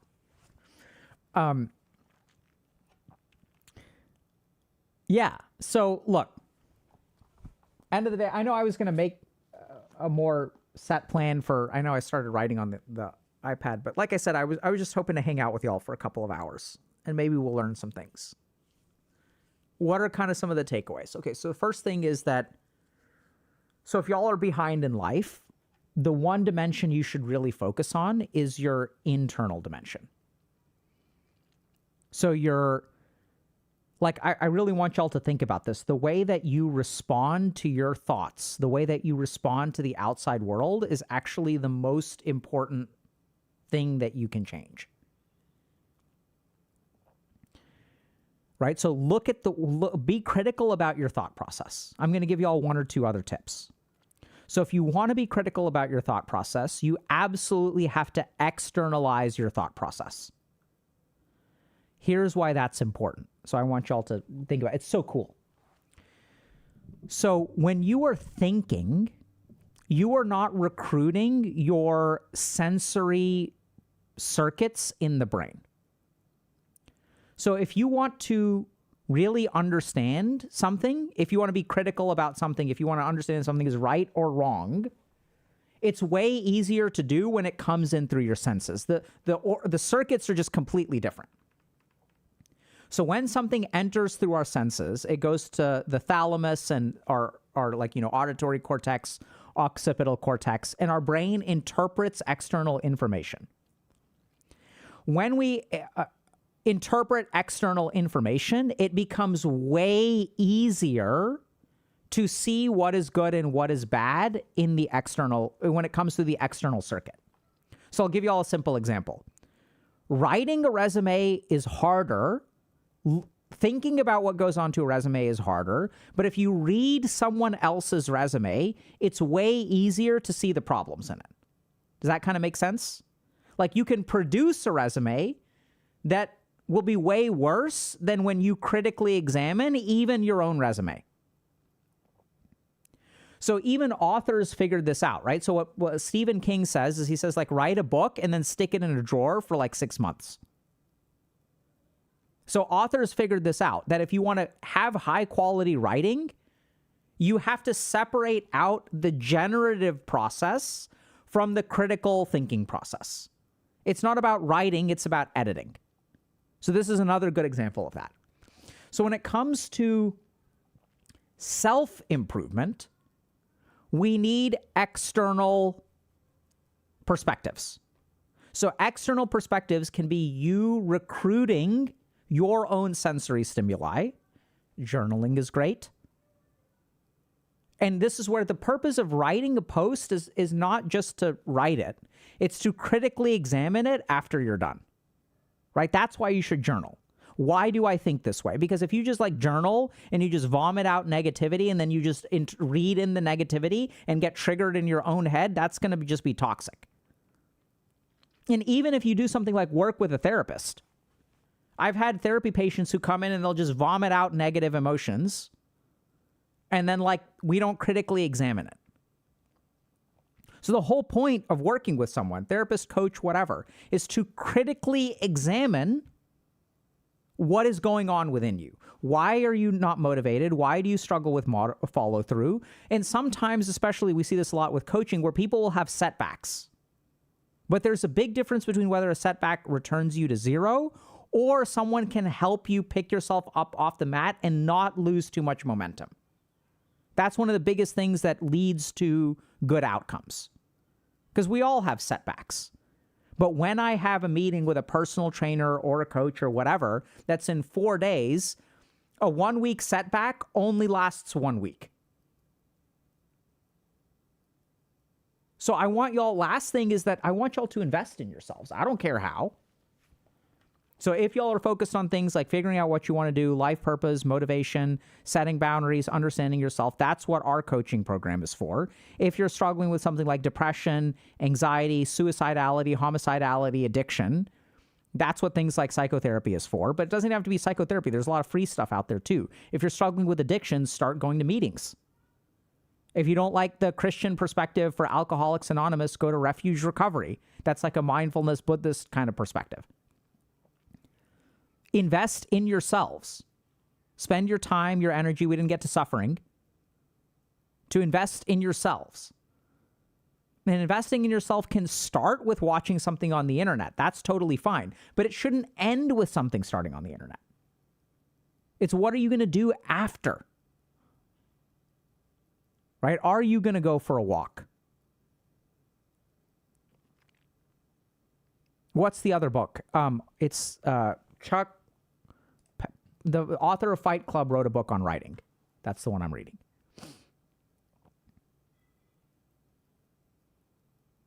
Right? So like, I remember when I started, so I've written a couple of books. One's been published. I'm writing a couple more. And so I started listening to Writing Excuses, which is a podcast that was co-founded by Brandon Sanderson. Loved Writing Excuses. It's 15 minutes long. And at the end of Writing Excuses, I would go and write.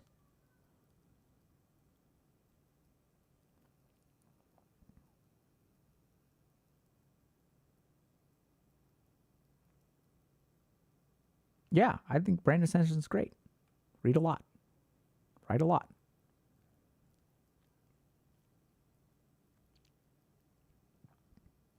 I don't know when you can expect a book.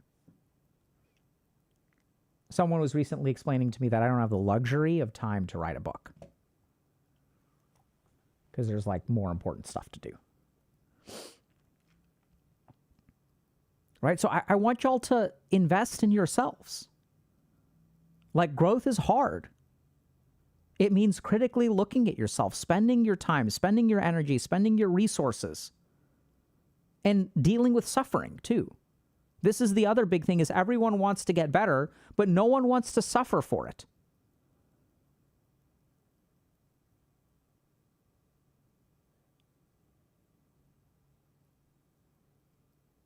So someone's saying how to not care about other things besides myself.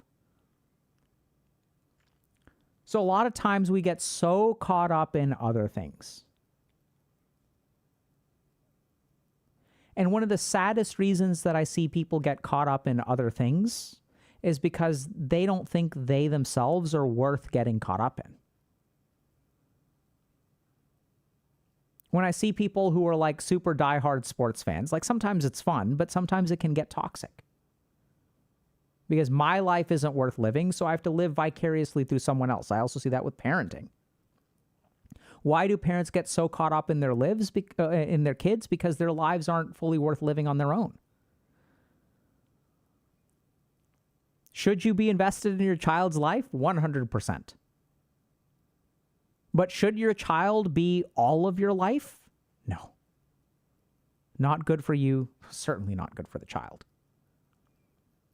My child is my whole world. And there are times where that's okay.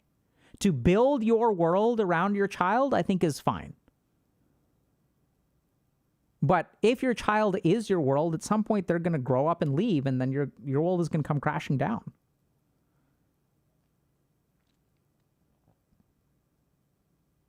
Freudian slip? Sure. That's the fatigue, chat. I've worked... this is my 13th day of work in a row. No. Yes. So I'm tired. I'm sure you guys can see it. 13 days without a break is like, this is like residency style. Even residency, you get one break every 7 days. But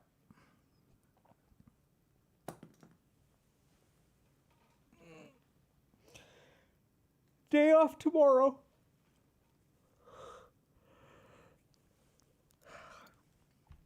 But that's okay. Like, I mean, hard work is not to be, I think a lot of people nowadays are like, I get where people are coming from, because the problem with the world today is that someone else benefits from your work oftentimes more than you do. But I'm okay working like this. And people may say, oh, is that because you're working for yourself? No, I mean, someone else is benefiting from my work. I'm not working on a Saturday for my benefit. I'm working on a Saturday for yours. And people say, oh my God, how can you say that is you? No, it's like seriously, y'all, like, I'm saying it how it is. 3 days ago, I saw a post where someone said this community has a fatalism problem. And I've seen a lot of posts here where people are like, I don't know where to start.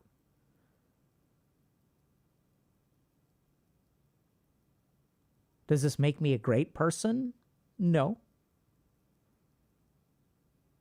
It certainly helps me feel good about myself when I'm tired. Right? So, like, I'm on this earth for who knows how many more days. And, like, at the end of the day, and when it comes to suffering and when it comes to your progress, this has worked really well for me. What is the real price of this suffering? Right? We were talking earlier about what is the cost of 1 hour of gaming. So, like, how would my day be different today? Look, I showed up at 2 hours and 45 minutes ago. I started streaming. I spent a couple hours looking over the stuff and, like, thinking about what to say and whatever. So at the end of the day, I'm going to stop in a little bit. I'll watch some TI matches. I may play some video games. I'll spend time with my family. So I did maybe 6 hours of work, 7 hours of work to stream today. A month from now, what is the cost of that 7 hours of work? Am I really depriving myself? No. I'm going to eat what I want to today. I'm going to have some fun today. I'm grateful to be relatively happy to have people who care about me. So like this is where it's like, I don't know if this is making sense. I'm not trying to say like, oh, my life is so good, but if my life is this good, like, what does it really cost me to work for 7 hours more? And you look at the people that we talked about today, like, these people are really not in a good spot. They have so many disadvantages stacked up. And what is 7 hours of my work compared to the life that they live?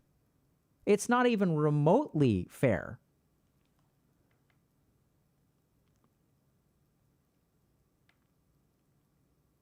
And I want y'all to think about your suffering in this way too. What does your suffering buy you? So I'll leave y'all with this.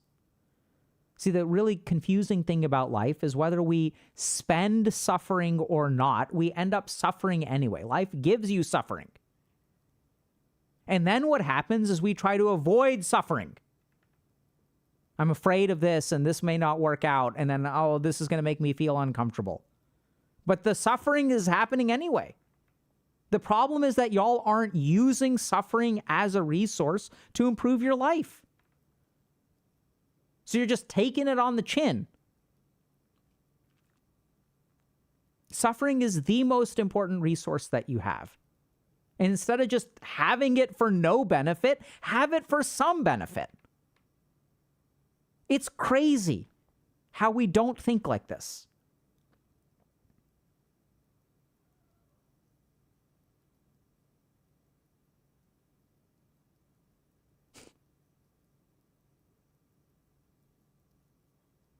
Yeah.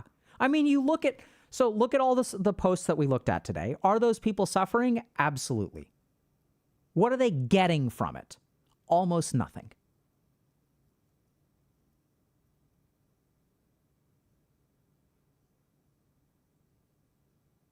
You're going to suffer. Other people will take advantage of it. You should take advantage of it too.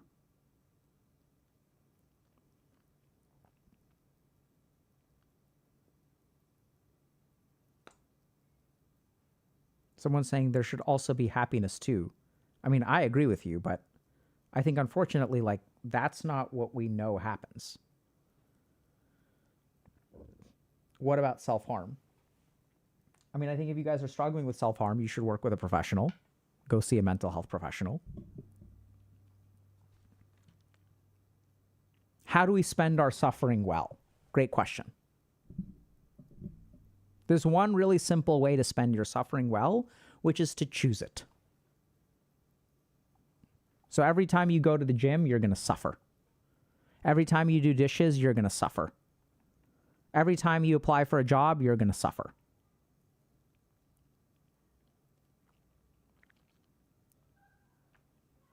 So be intentional about it. Accept suffering as a premise for life, like the Buddha did. And then what you're going to do, you're going to suffer. So you might as well get some benefit out of it. Which suffering improves my life the most? That's how you use your suffering well. Should I work 13 days in a row? Sure. That's okay. Right? Improves your life the most. I think y'all should focus on improving your life. Once your life is improved and you're as lucky and privileged as I am, then you should absolutely use your suffering for the benefit of other people. But I have a roof over my head. I have food in my fridge. I have 2 healthy children. What more could someone ask for? Right? I'm working on a Saturday, and what does that actually mean? I'm trolling Twitch chat. Like, what the fuck? I'm one of the most privileged people on the planet.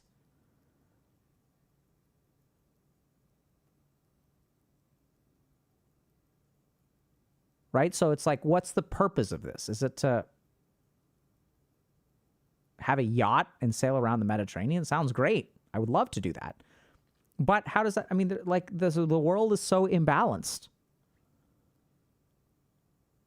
And I'm serious. I would not worry about helping other people right now. If you guys, y'all have to get super stable first. Your first dharma is to yourself. So take care of yourself. And I see this so much where people are like suffering for their family members and things like that. You'll sacrifice your whole life to just support a family member, and like that doesn't work out well. I think sacrificing for family members is very important. I do it all the time. But like, you should be stable first. And I think for the majority of the people in our audience, like, invest in yourself. Don't worry about making the world a better place. That should be the responsibility of people who have that capacity.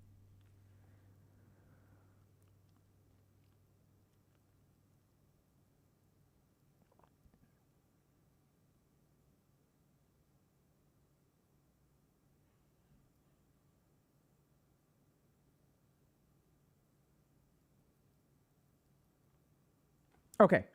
A lot of great questions. And honestly, like, I'm going to end this with a thank you. It's great. This is my job. And how awesome is that? I love streaming. I love talking to y'all. The only thing that I would love more is if we did it in person. That's the only thing that I like more than this. Right? It's like ranch one day, chat. One day. But honestly, I don't know that, why one day instead of today? Because I don't know how much that will help people. Right? I mean, if you guys tell me, like, oh yeah, I think it would really help. I think the problem is that there's plenty of places where people can go that offer a limited amount of help. Like, scale, but we'll see. Yeah, I think it'd be fun to do all kinds of things. Going to TwitchCon? No.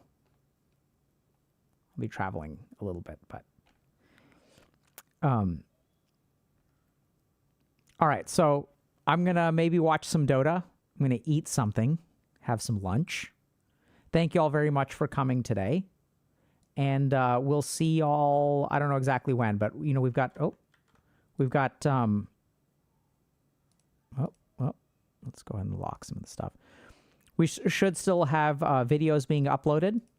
So check stuff out. I don't know what's coming out this week, but we've got some good stuff in the pipeline. And yeah, thank you guys very much for posting on our subreddit, participating in community events, coming to chat. It's been great. And we'll see y'all probably, I think our next live stream may be the week after next. So have a good weekend, everybody.